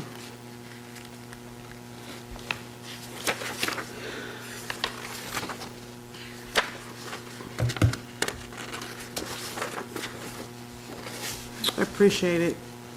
Keep it looking good, Josh. Thanks. Councilmember Hiller. Thank you, Mayor. Got a series of observations and questions. Mike. Have a series of observations and questions. Not sure where to start, but I thought that when we asked for a revised budget and a 5-year projection, that what we were going to see was whatever your updates were on the modification of your preferred budget, which includes going after a half-cent sales tax, it always has, one way or another, but that we would see an alternative that did the cuts without that half-cent sales tax and saw that spread out. And right now, this is all numbers all over the place, but not something you could sit down and. Slide 12, ma'am. Slide 12 has $17 million worth of cuts that we would have to make over the next 28 and 29 to get our $17 million deficit without adding any taxes. And this is absolutely what you would do. This is your budget proposal, and we have to go figure out how it goes back in, everything. This is not what I would want to do. This is what I would need to do, yes. I guess I find it overwhelming to have to go back and do that myself. And could I ask, I should know, what exactly is our sales tax rate right now in Topeka? 9.35.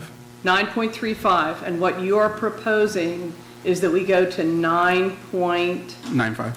9.5. And I guess I and colleagues on this council all along, when that has come up, has said that's almost 10%. You think people are talking about taxes being too high now to even think about going to 10% sales tax was just beyond imagination, at least to me, but also in talking about it for years. So I don't want us to fail to address that that's what you're proposing. Again, I guess I've done a lot of work on trying to figure out how we can, looking to the future, not just 2027 or 2028. And again, I thought we asked you for 5 years projection out so we could see how certain things would work out. You know, the issue of shifting, even right now in 2027, some of those capital projects that shouldn't be bonded anyway into cash so that long-term that debt service wasn't so high.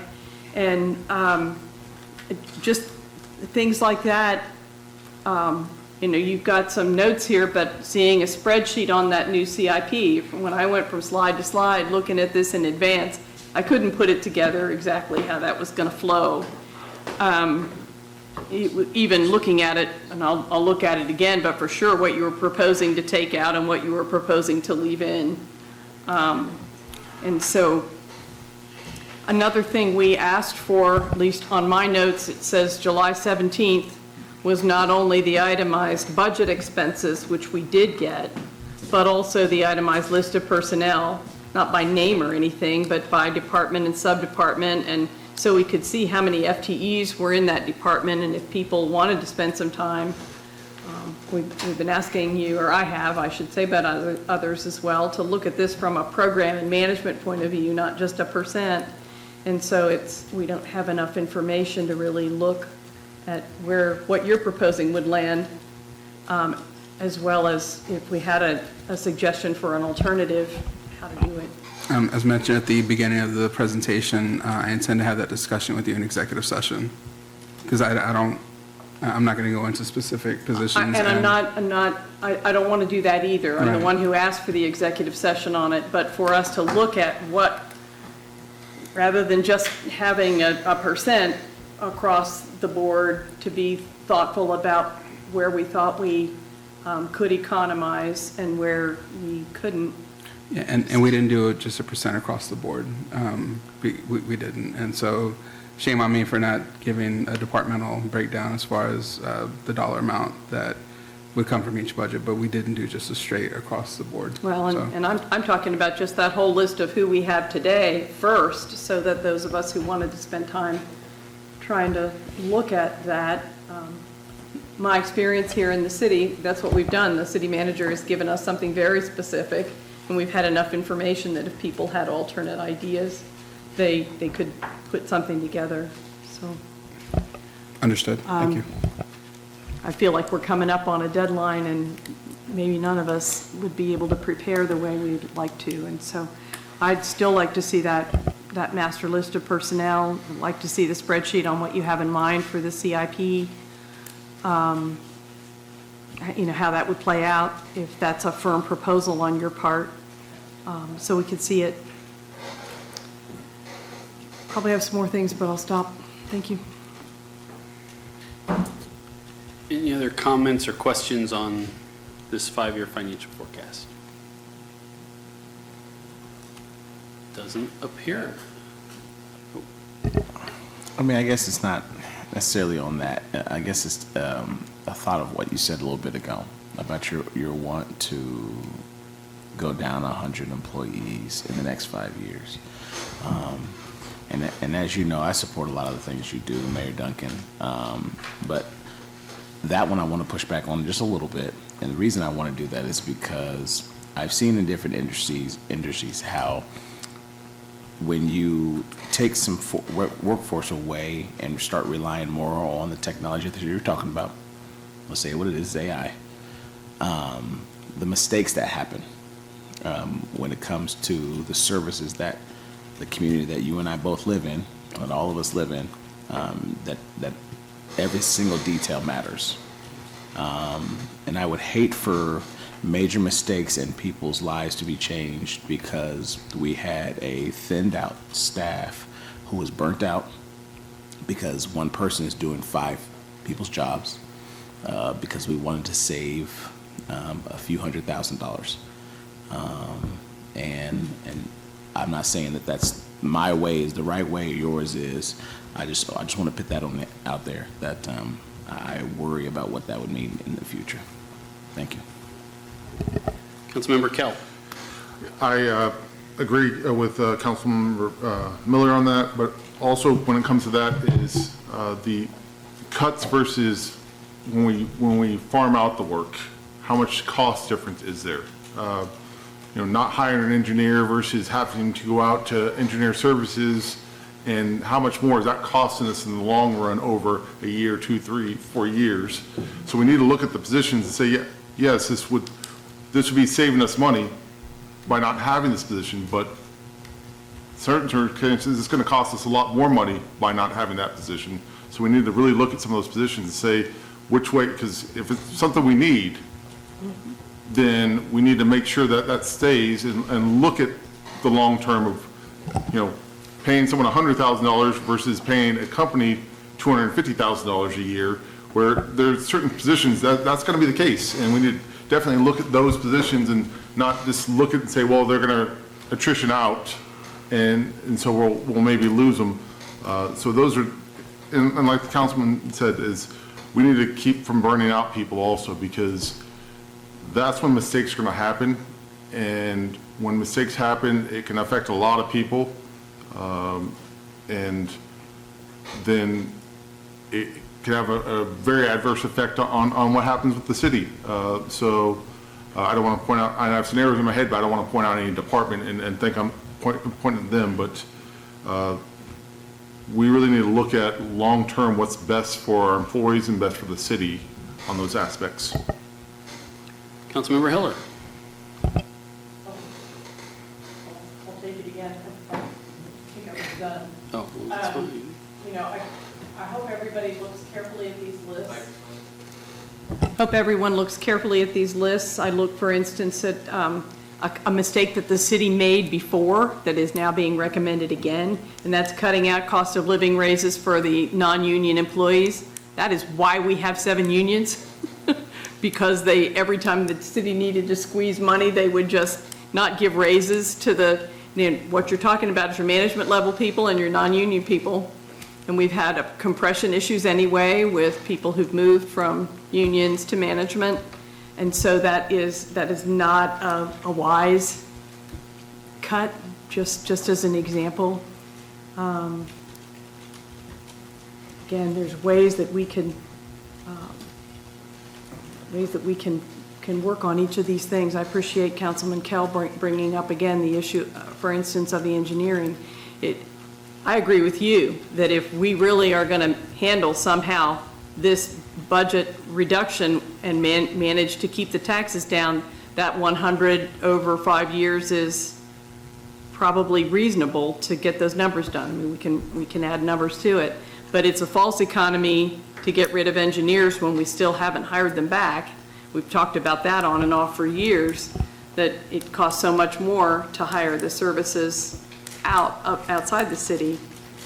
Again, and I remember a couple of years ago, Councilman Miller was new, and we talked right across the table about, looking at functions and, why are we doing this? Is it working? Is it cost effective? How can is it still important enough? And if so, how can we keep doing that? And evaluating pieces that way, not just broad brush on numbers. Thank you. And just to clarify, it's not about AI. What it is about is us having to recognize that just making incremental changes within the system that we already have isn't going to get us anywhere long term. We can tweak this, we can lay people off, we can adjust this, we can defer things, we can not buy equipment. Great, that buys us a year, it buys us 2 years. It doesn't buy us long-term institutional change. We've reached a point where some of these departments, not for lack of what they're already doing, they're working their butts off and doing exactly what they're supposed to every single day. But at some point, it's sitting down and saying, what are true, honest, organizational changes that we have to make within our departments that get them to the goals they're trying to accomplish every day, but also recognize the reality of where we are at long term. And so even at its most simple, that means creating an environment where we say, look, forget money, forget resources. If you could redesign this department today, knowing what you know, what would that look like? And let's start from there.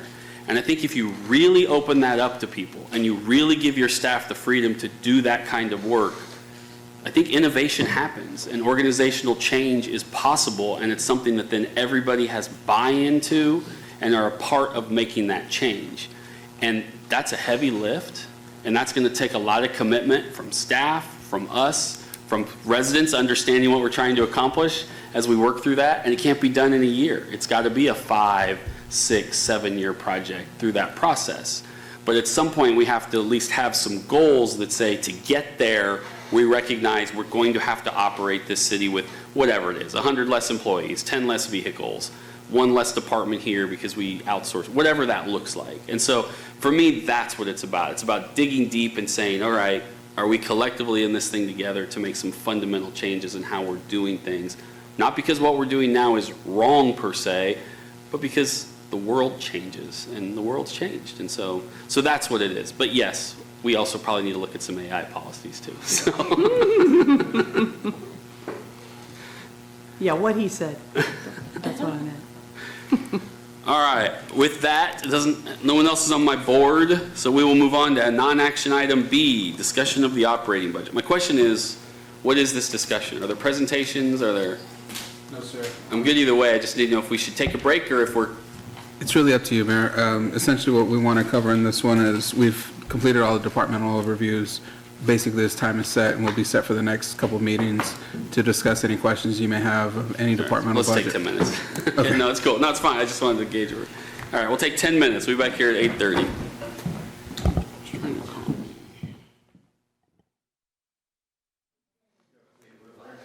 All right, we are back from our recess.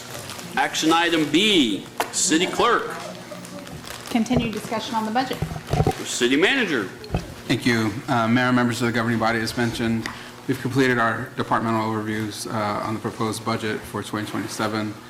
This time, we're essentially going to take time out of this meeting and the next two meetings for work sessions regarding our budget. If you have any budget-related questions, if you have any amendments that you would like to propose and consider, have discussed here for consideration, basically this time over the next two meetings, this meeting and the next two meetings after that, will be for that purpose. What I'm hoping is that you can, if you have amendments that want to be considered, I hope that you'd have an opportunity to discuss them here, as we maybe don't want to do it on the night of the 15th. So also too, if you give us opportunities to review some of your amendments, we can do research and provide guidance on that. So with that, there's no set agenda for this time. Again, it's just open discussion for work session, questions, et cetera. Councilmember Hiller. Thank you. And maybe I kind of jumped the gun on the budget overall last time, but it would be tremendously helpful to me if we could have what we talked about back in July, which is, I don't know if there's enough time at this point, but to have this budget that includes all the different funding sources and all of the expenses, not just general fund, so that we can look at the whole as well as related to that, no names or anything, but the personnel in the back like the budget is, but so we can match up FTEs. I don't think we even have FTE counts in the budget this year in this document, and so it's just hard for us who aren't in each of those departments all the time to, if it's possible to do that. Yeah, so we sent that actually out on July 22nd. So I have it all in an Yeah, email? you have it all Then I will already. get it. Yeah, so, and I can re-forward it later tonight, and then I can find it if I've got it, I just haven't. Yeah, and then there is an FTE count by fund in the budget book. It's like probably it's in the first 25 pages. So that's in there. I don't think it's by the department, sub-department, by the org. Yeah, it's just by the fund. We can get it a little more granular for you too. Yeah, just trying to Yep. match apples and apples. Okay, thank you. Other questions or comments? Let me reiterate a couple things City Manager said. Please take advantage of the next couple weeks. I know Josh will answer any question you have and give you any information you want.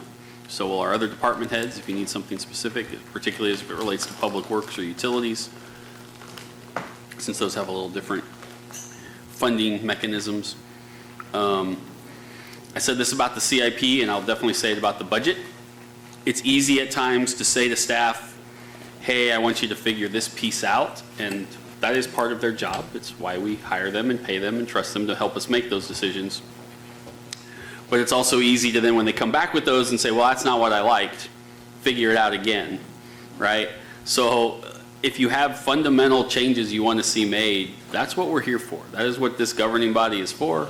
Bring those amendments, bring those to your colleagues up here and let us hash them out, and then we can watch staff either say, oh, that's a good idea, or want to throw something at us, and then we can talk about what those ideas will or won't do to operations and have that conversation. But we can't do that if you're not willing to, bring those the next couple weeks and as we have those meetings throughout whatever next month is, September already. Wow, that's crazy.